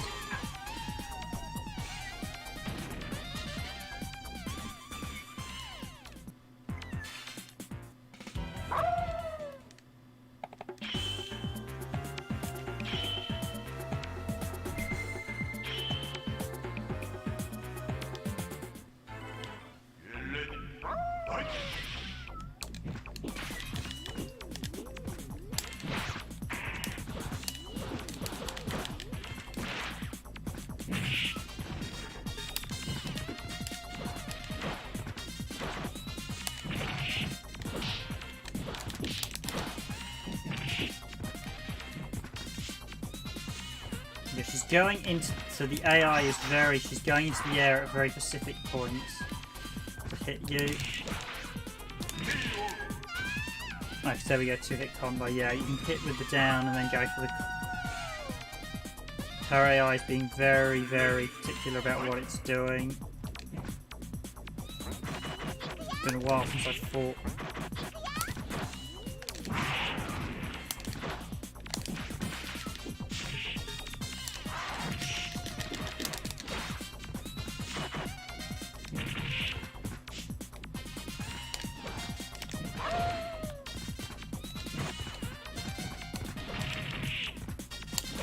Oh, come on with you. Yeah, these PS2 pads, I should probably swap to the PS1 pad because you lose the digital. I'm basically giving myself a handicap.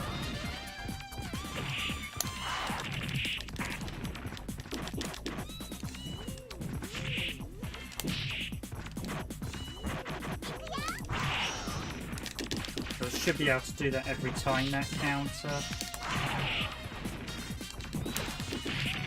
Oh, you...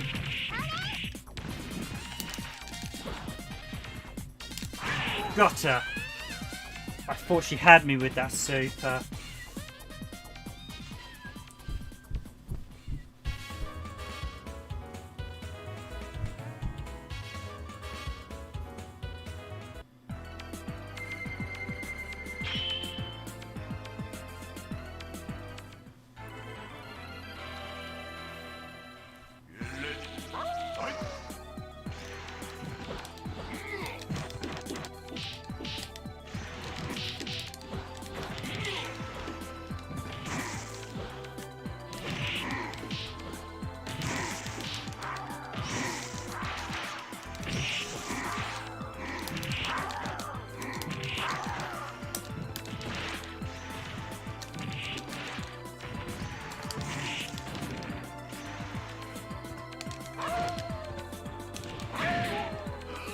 Okay, his AI, you definitely notice this with some of these games, the AI is very, very particular with the various characters. Oh, that's what I call a duff input, or the move I did is not coming out. I should probably swap to the PS1 pad actually. They are digital, so they're actually better. The PS2 pads have analog delay. I might be able to get away with just spamming fireballs against Victor. I know that's not very sporting, but against cheap the one thing you learn in fighting games, if the AI is cheap, you need to be as cheap as the AI. Which is one of the issues some of these couple of these Capcoms had fighters between X-Men Children of the Atom. So basically, actually, I think if they complete Marvel superheroes, they completely reduced the difficulty to the point it became just really easy, because they realised that I think because Super Street Fighter 2 Turbo flopped because it was one of those games that was really hard, not many people played, and although people say, oh, how wonderful Street Fighter 2 is, by the time Super Street Fighter 2 Turbo came out, everyone was A, bit jaded of it, and B, the game was so hard, you'd often lose the first fight, and people then wouldn't play it.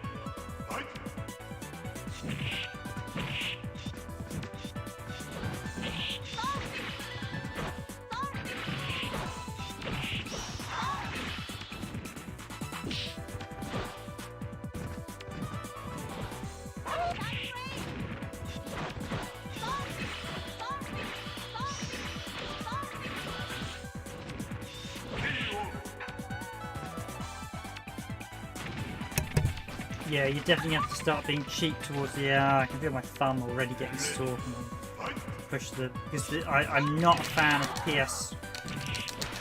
The PS4 I think had the best of the D-pads. The PS1 and 2 are actually pretty horrible pads for fighting games.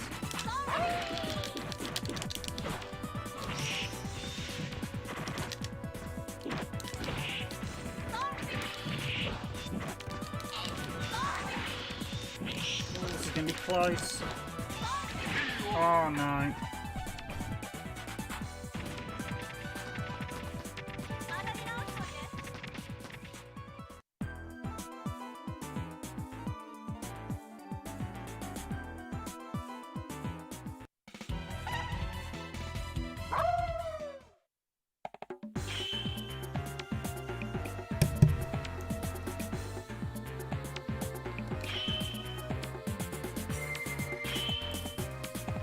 Yeah, Thingosaurus.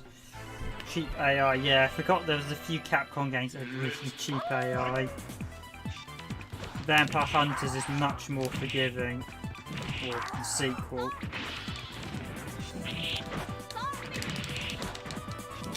Yeah, so you can get the two heavies to interlink, but you've got to be low with that kick. And probably too low. Her AI is not very good because it should be countering me with a Dragon Punch.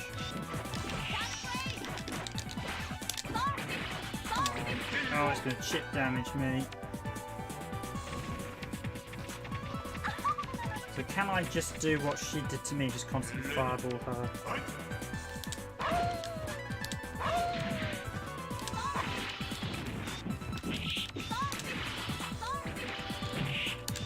Yeah, you see that her AI is just...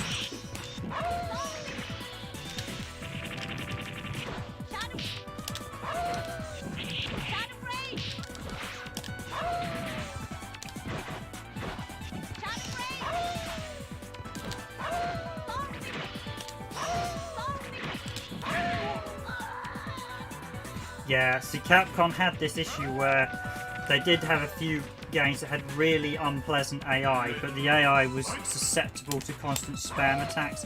So what you'd end up doing was you'd stop playing the game properly and just end up spamming moves.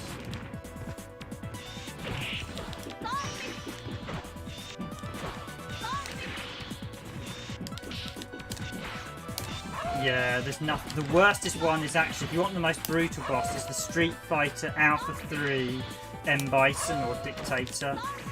That one actually will respond to your. It's one of the most. You basically have to. Looking there. The input readings being cheated. Yeah, the AI literally reads your input AI and then just retaliates in a manner that you basically will. I mean, the thing is, the Street Fighter 3 Alpha one will retaliate in such ways that you're just like, it's just cheating like mad. I mean, the AI can actually cheat in quite a few games anyway. It can do things you can't do, so it has an advantage. And purely that was just so you would die. I mean, there's no other way around it. They just wanted the arcade owners wanted your money. Although what would usually happen in most arcade users didn't tend to continue in games like this. They would actually go back to the beginning.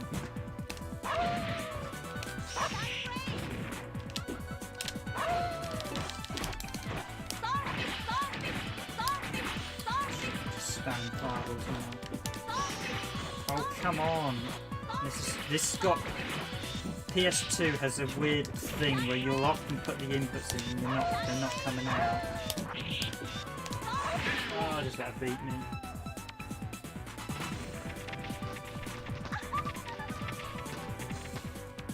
I might swap to the PS1 pad because this PS2 pad, I don't like the input delays on it.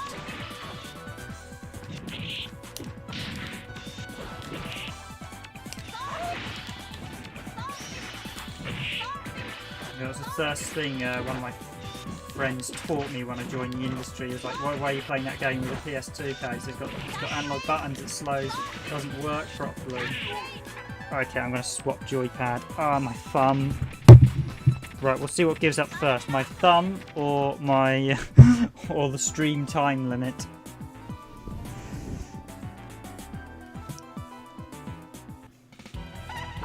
I want something a bit more responsive. So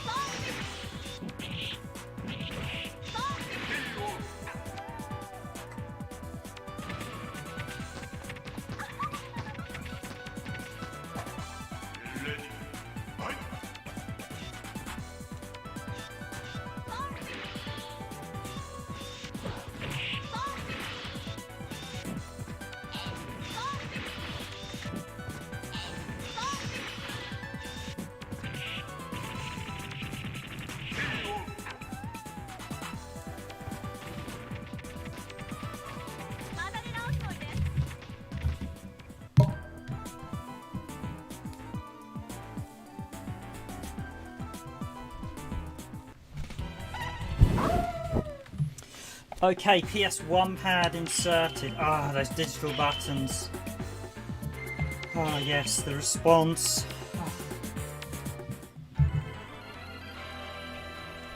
I'm still probably going to have to play this very careful because she's definitely a cheat. Oh yes, that feels much better.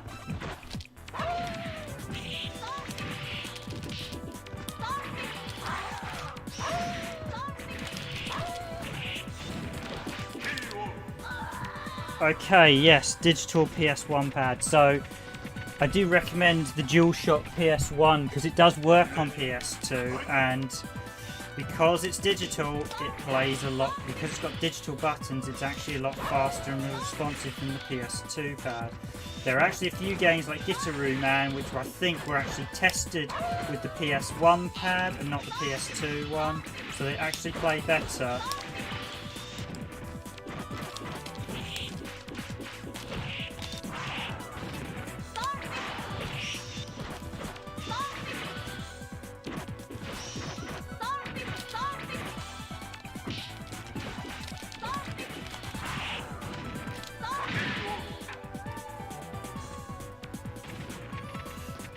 It depends. Good pads. I'm not necessarily a big fan of sticks, so I know they're basically the same as pads. I just prefer pads over sticks actually these days.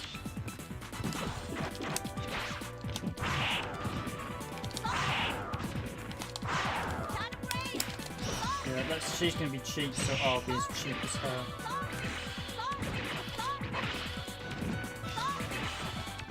Come on. Every time I go into, she's going into that.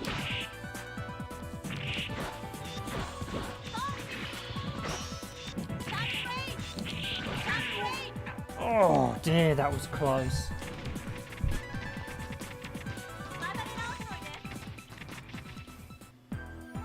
Yeah, my thumb is getting a bit worn out these days. These pads quite badly do it as well, so I'll try spamming mostly the fireball spam and the up and down stick spam. Could try the aerial, maybe she's vulnerable to the aerial fireball.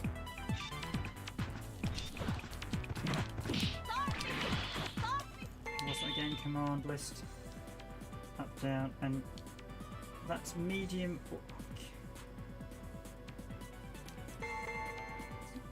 Try to work out what's that in air, that other one? What's that?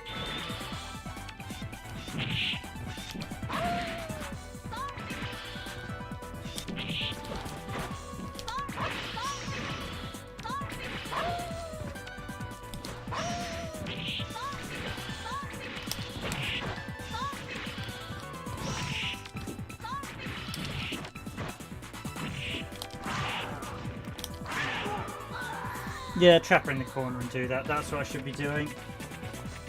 Appreciate it for the likes as well, guys. Much appreciate if you are enjoying the stream. Please do hit that like button. Apologies, the fight night itself over in terms of the me versus Dragoon, but this is the single quarter. Ouch! I should do more.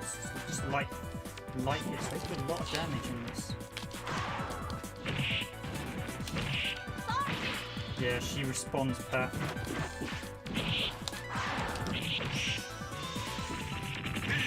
That one again. Oh, I really want to breathe a fight as well, so the AI is probably only going to get more troubling as it goes on from here.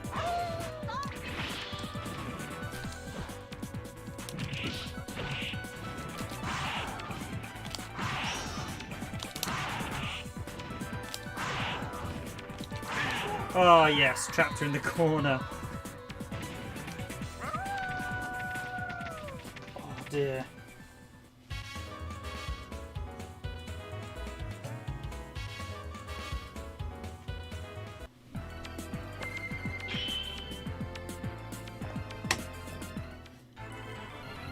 Now, is this one of those games I have to beat everyone?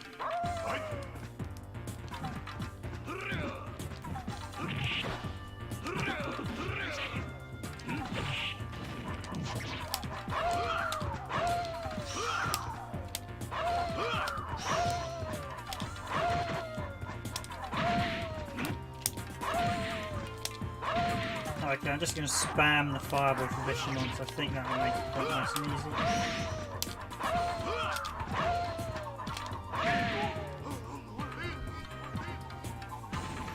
It's not great fighting, but when the AI is as cheap with its auto-responding combos, you have to do that. I do remember, so this one I do, because Capcom they only had a couple of games. This, X-Men Children of the Atom and Super Street Fighter 2 Turbo definitely had it, where they had an incredibly unforgiving difficulty. And it did actually, I think, affect those games. So X-Men Children of the Atom did really well, but I think a lot of people complained it was too hard. And this one I didn't see round much at all. So Marvel Superheroes, they did the exact opposite. The AI in Marvel Superheroes is next to useless. It just does nothing.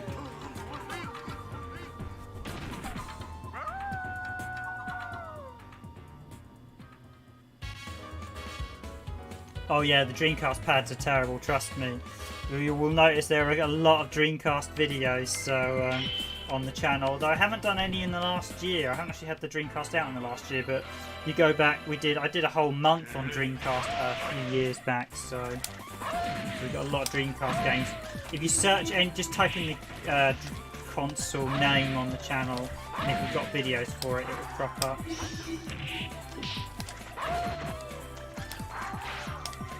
Yeah, I'm just being cheap now. Yeah, I was going to be cheap. I'm going to be just as cheap as it.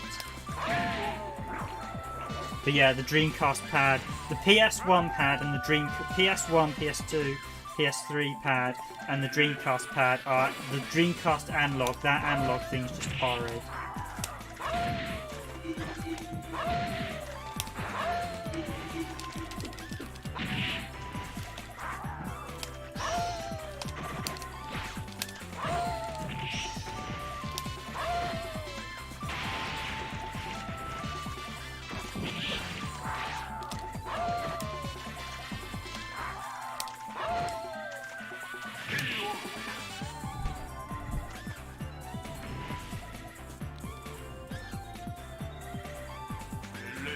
Ouch, yeah.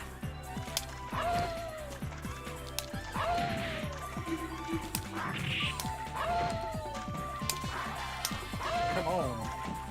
The amount of times you do get duff inputs from the PS1 pad is quite noticeable.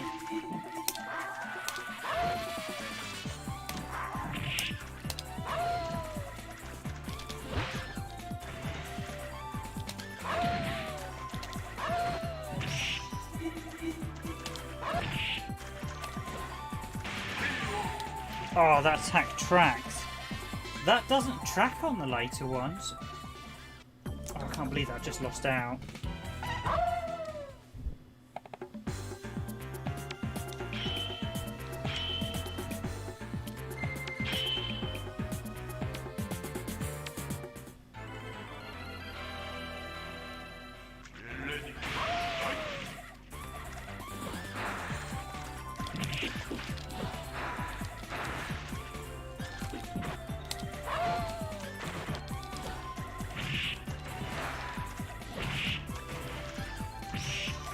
Okay, so yes, the AI is this one. I think the AI works in a weird. So sometimes it will respond to what you're doing, sometimes it won't do. So Raiko's AI, as you can see here, is actually pretty ruthless.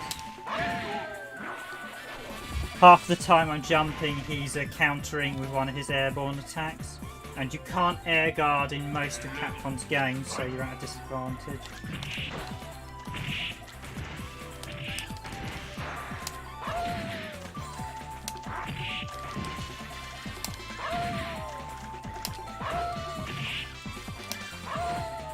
He then times his kick perfectly for that exact frame where you can't block in the counter on that. And he does that perfectly. So this...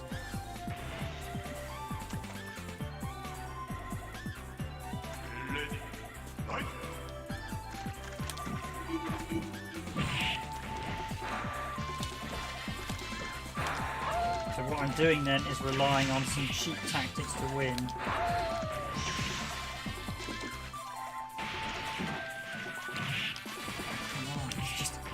Do anything, and that's the thing, you can't guard in the air, so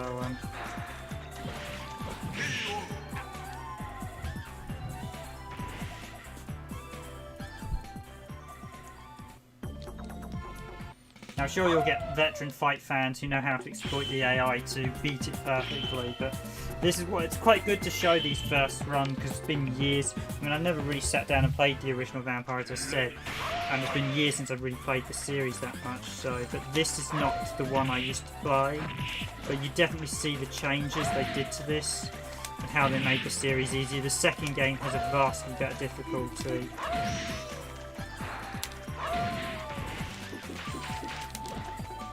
Yeah, the light attack spams. A lot of the SNK games have that, where the AI is really vulnerable to light attack spams. Samurai Showdown, the only way you can win matches is with light attack spams, pretty much. I remember actually. So do heavy fireball.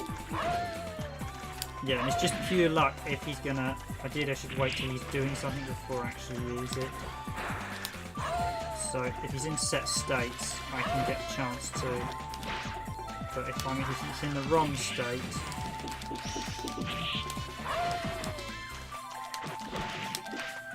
and I can't airborne him because half the time, so there we go. More like attack spams.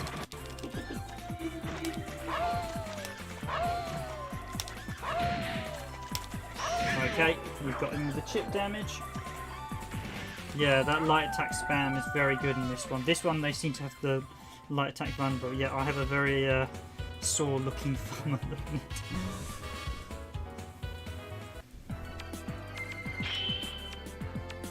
Okay, you do have to. Am I going to have to do Galoon as well?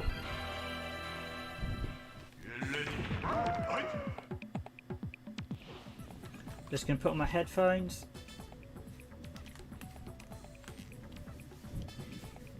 Whereas Vampire Saviour is a lot easier. The only character that's really a bit troublesome is Jadar.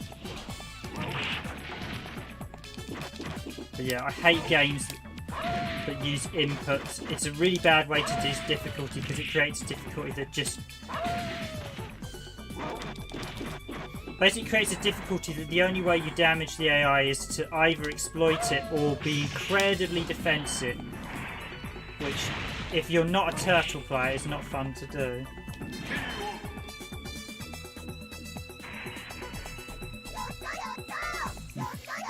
Oh, what, the bird in the background? Yeah, there's a few things where they've probably... Well, this is supposed to be Canada, weirdly, but last time I checked, I don't think they'd... It looks more like Antarctica.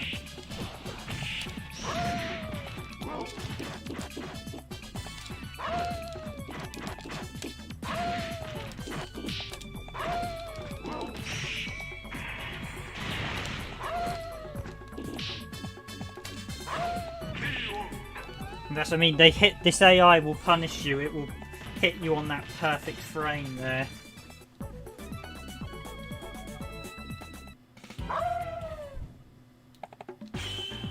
Yeah, because it looks like, is that the coelacanth, is that right? My bird knowledge should be better seeing as,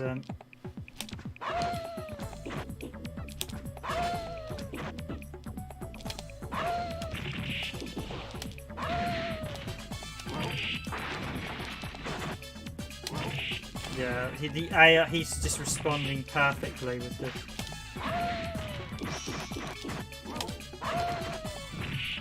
So basically, I've just got to either run the risk of hitting him and hope I get through.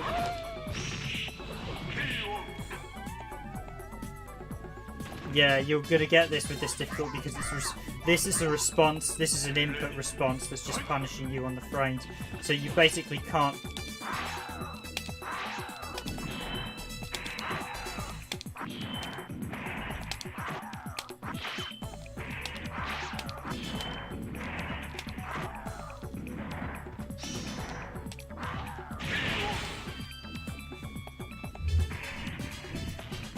Come up with a strategy for this one.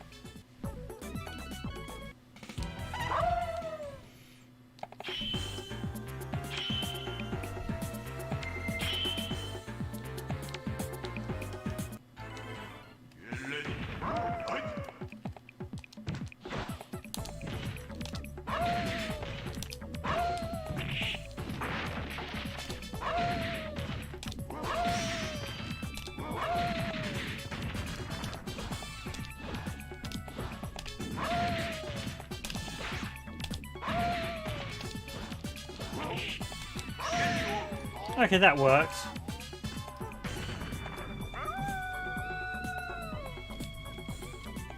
Yeah, it's not about... This is not about fighting. This is about sussing out the AI. Come on.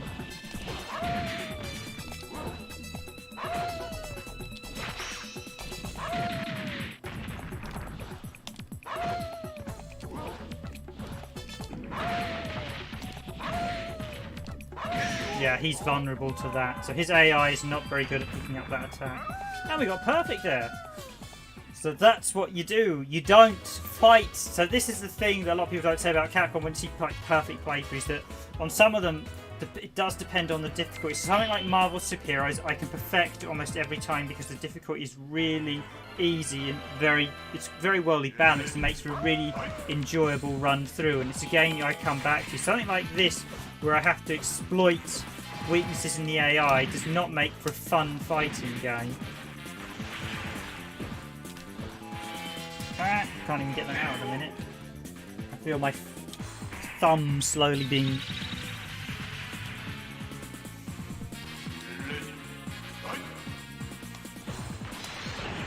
So the alternative version of Pro Boss has the little boy with him running around in the background.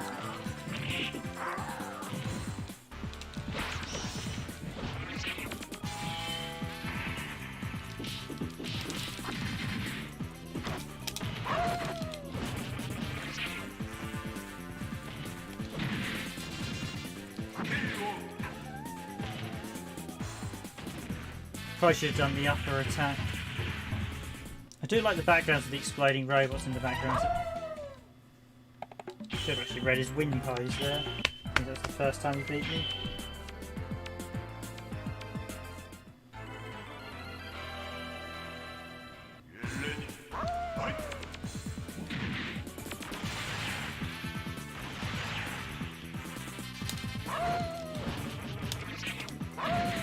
Ah! Yeah, because I think the thing is there's a lot of things living in the deep, really deep parts of the ocean which we still can't explore. I think we know less about... It's like we know more about space than we do the deepest points in our ocean.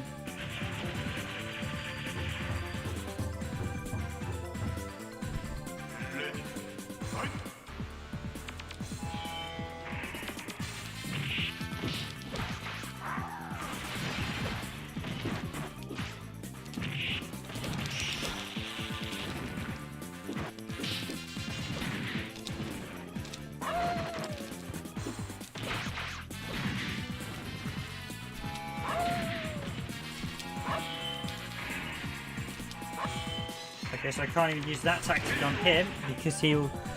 This is the thing, each character's AI will respond to different attacks, and as all the characters now, I've noticed, are really falling into the traps of exploiting some very nasty AI exploits.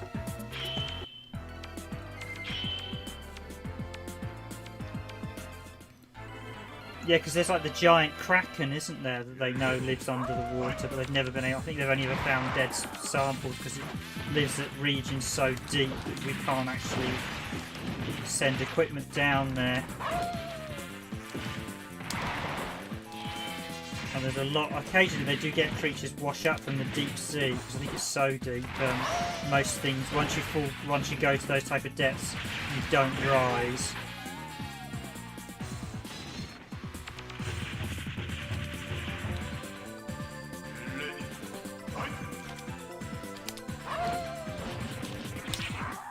Okay, will that strategy work, or are you just going to punish me with a brutal counter? So I think if I'm going to do it, I need to be close. Yeah.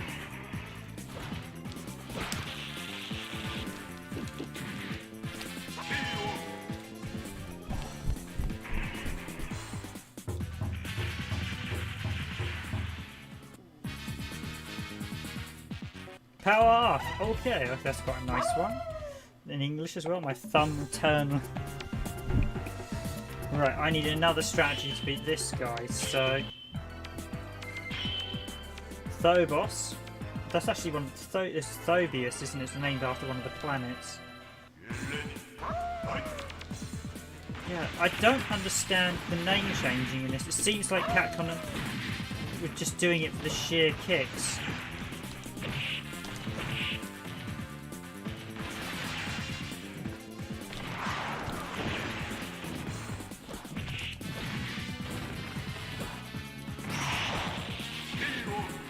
I'm wondering, can I just walk up to them and just do the...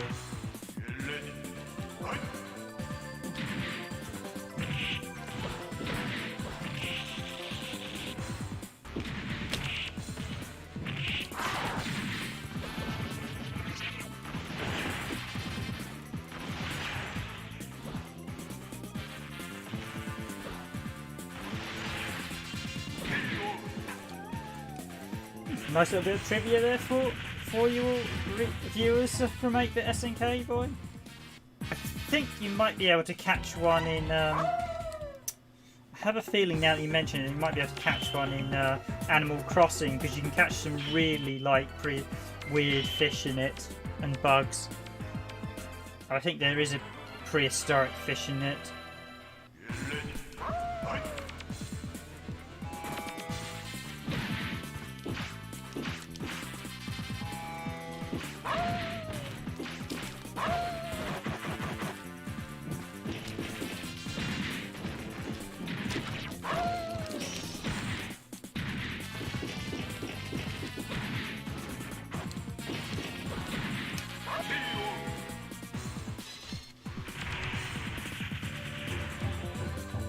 Okay, well, the quick attack worked quite well.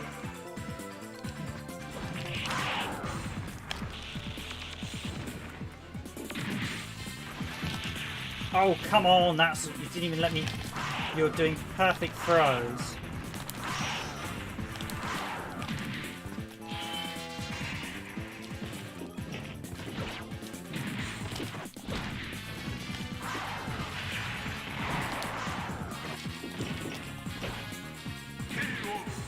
Okay, so there's definitely an issue where you can hit them on the rising frame.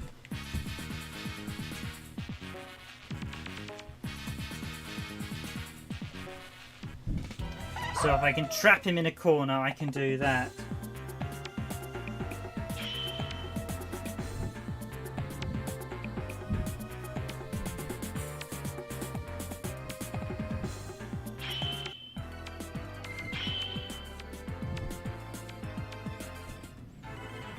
But yeah, this one's definitely harder than I was expecting. Whereas you compare how easy it was for me to play through with Jadar as Marionette, or go through with Marionette, doing all the different characters.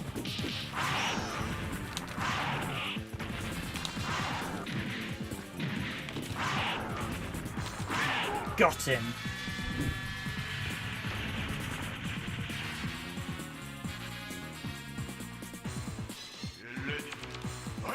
Yeah, he's basically stopping me from getting close, so if I don't do something to get close, I'm not going to beat him.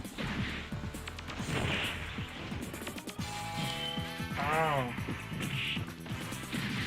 Probably use the heavy pump. Got to get those kicks in, and then once you can basically floor him with it.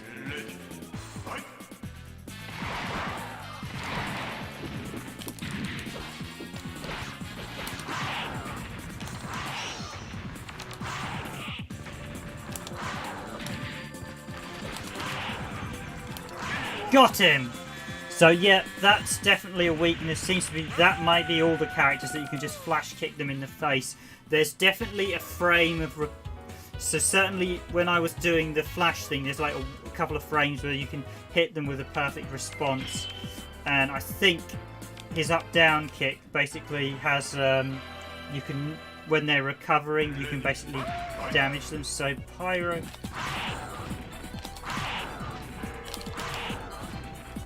Yeah, this is the AI is struggling with this.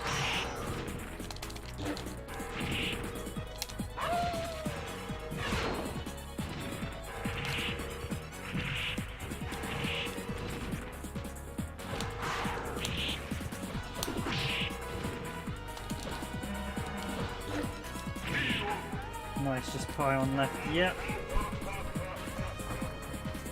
I'm gonna do this before my thumb, the skins. Yeah, before all these.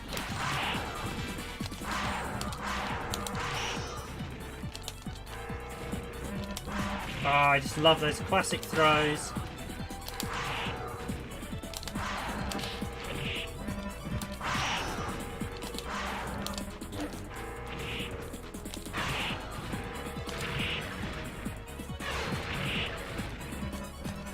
Oh, come on. Yes! He's definitely... They definitely do instant throw grab, so they're doing... There's... Come on. Come on, Riven, don't mess this up. Ah, he's just responding to me and everything.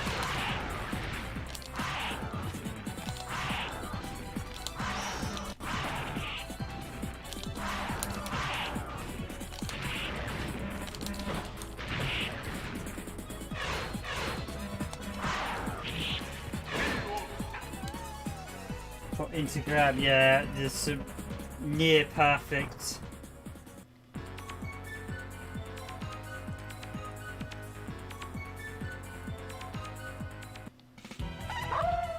There's some real cheapness with the AI in this one. Oh, I nearly had him as well. My thumb was just wearing out. I'm just like, my thumb.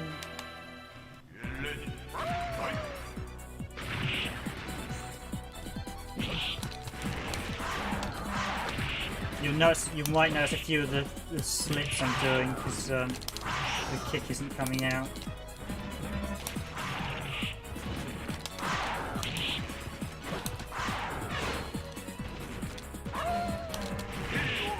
Oh, come on, that was supposed to be a flip.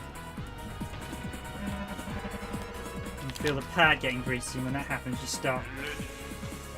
I can also feel my thumb giving way of it. Come on.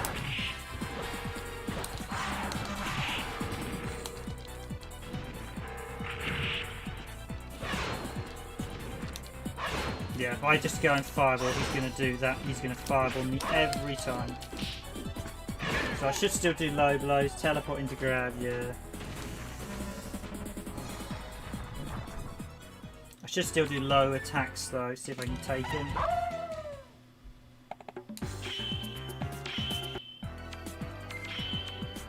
The indent of the pad is slowly appearing in my thumb. The downside of getting older, your thumb isn't as... You can't do as... Fighting games like this are not so good on... I'm going to get to a point where...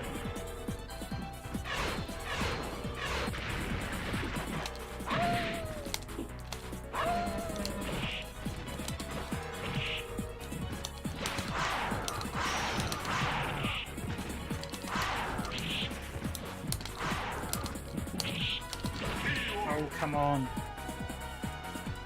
Almost every slip to, yeah, this is that. I bear in mind to turn the difficulty down as well, so it probably just, this is probably at max difficulty, it just goes to max difficulty quicker if you're on the harder difficulty settings, so there's probably every fight is at this difficulty level.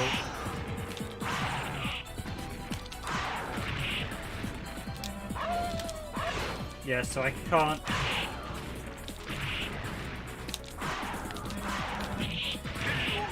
And you've got to hope he doesn't block him as well, because you basically need to do high impact damage.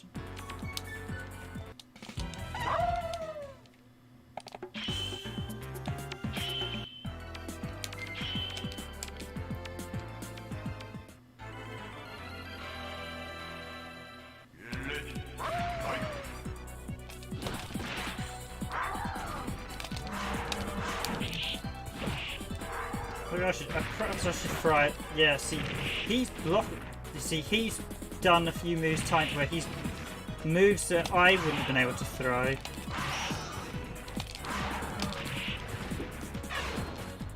He's been able to.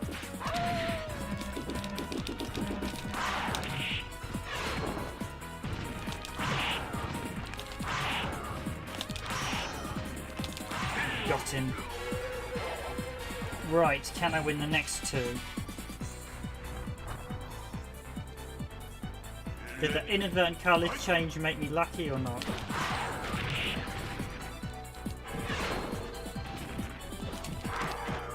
I should block a touch more, that's the one thing I'm not doing. But you're basically so much on the spending so much time on the defensive, you can't. It's aggression. Oh, my thumb.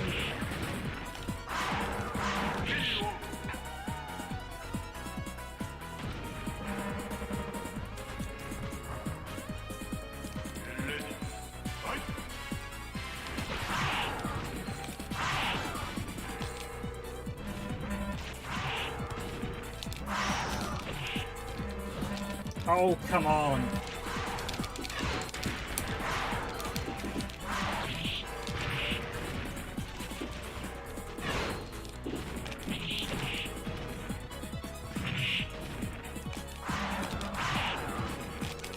Ah, you...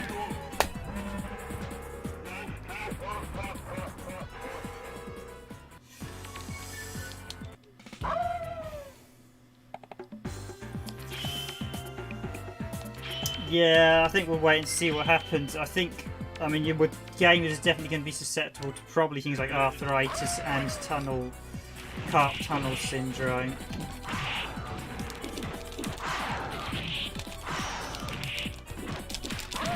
Okay, now I'm really quite angry.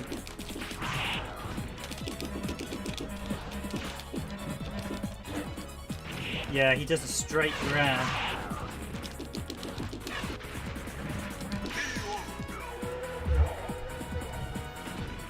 I mean, one thing I will say is don't play with rumbles, because that's definitely going to cause... That was the one thing I always used to hate,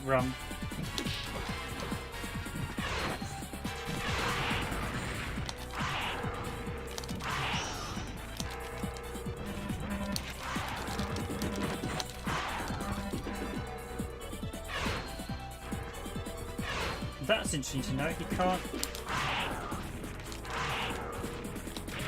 So Talbane can actually duck his fireball.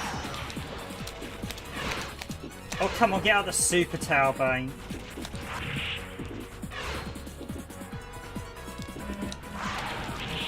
Got him. Yeah, you can actually duck his fireballs. I didn't realise that. He has a priority. You can constantly duck his fireballs, and there's nothing you can do. You're definitely... This is not about a fight against... playing fair against the eye. It's about finding the ways to know how to beat it, and then you can beat it without just knowing the tricks.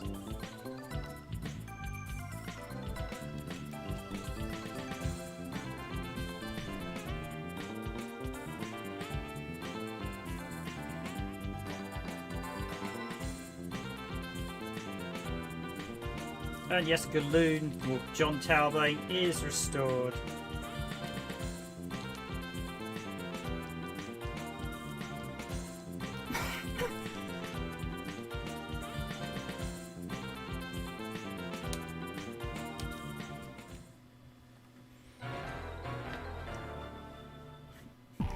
Art Gallery, no 15 unlocked. Yay! Oh, does that mean I've got to finish it with every character or something?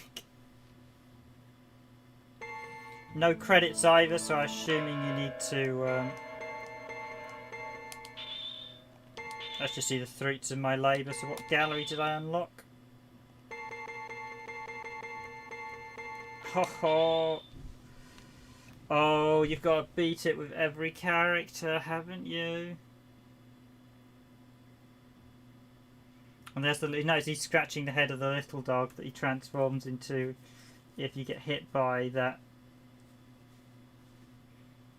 Was it Raptor's attack? And probably Thingy's attack as well, Arcanus's.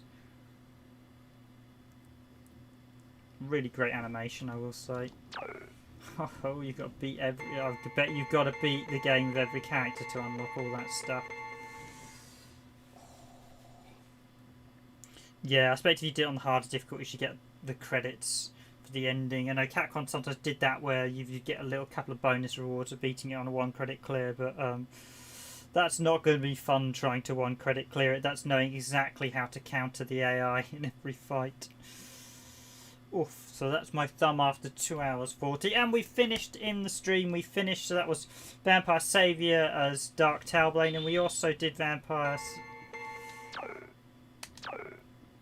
So we did a bit on quite a lot of them.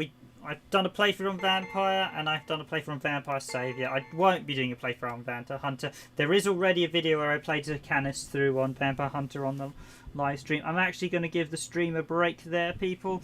My thumb is telling me it needs a break, and put on something nice like a PS3 analog game. But thank you all for watching. No, yeah, that's definitely...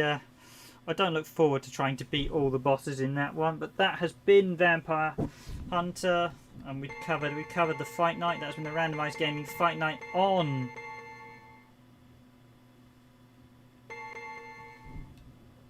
Vampire Darkstalkers Collection. Oh, hi Archive, you're still there, are you?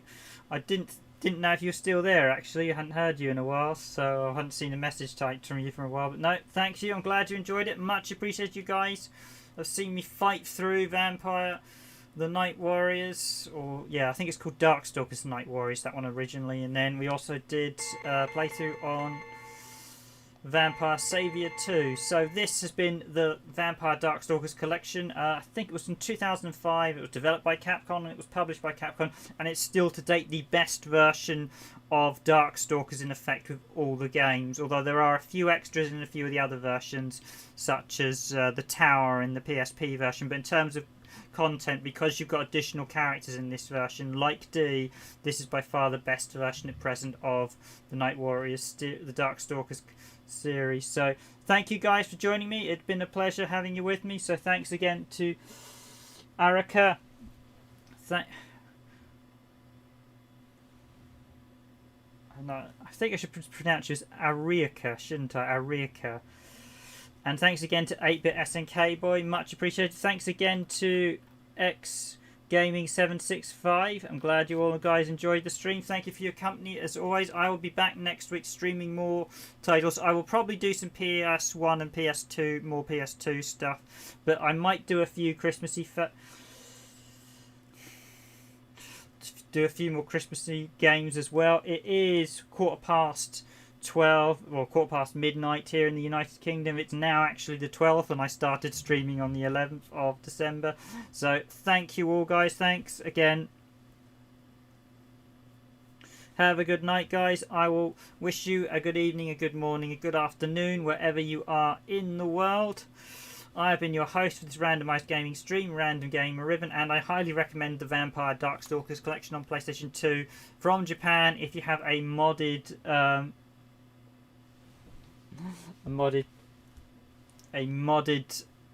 PS2 or a Japanese PS. So it's pronounced Ariaka.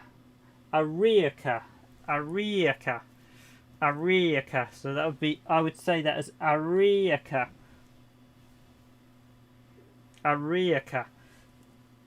So hopefully that sounds better. Thank you all for the company on this stream. I'll be back next week. I wish you all a good weekend, and we'll be back. There will probably be a video release this week. I will also be doing some, I need to do some, thanks again, X Gaming 765. Glad to see you still here as well. Very much appreciated your company on this stream. I will be back next week, probably doing a bit of Christmassy stuff as well, seeing as we are rapidly approaching Christmas. I might do, if I don't do, I might do a stream. We'll definitely do something on winter heats, and I might look at a few other sort of snow-filled, maybe I'll do a stream on one of the snowboarding games or something. I'll have a gander, see what I can find that's Christmas related. But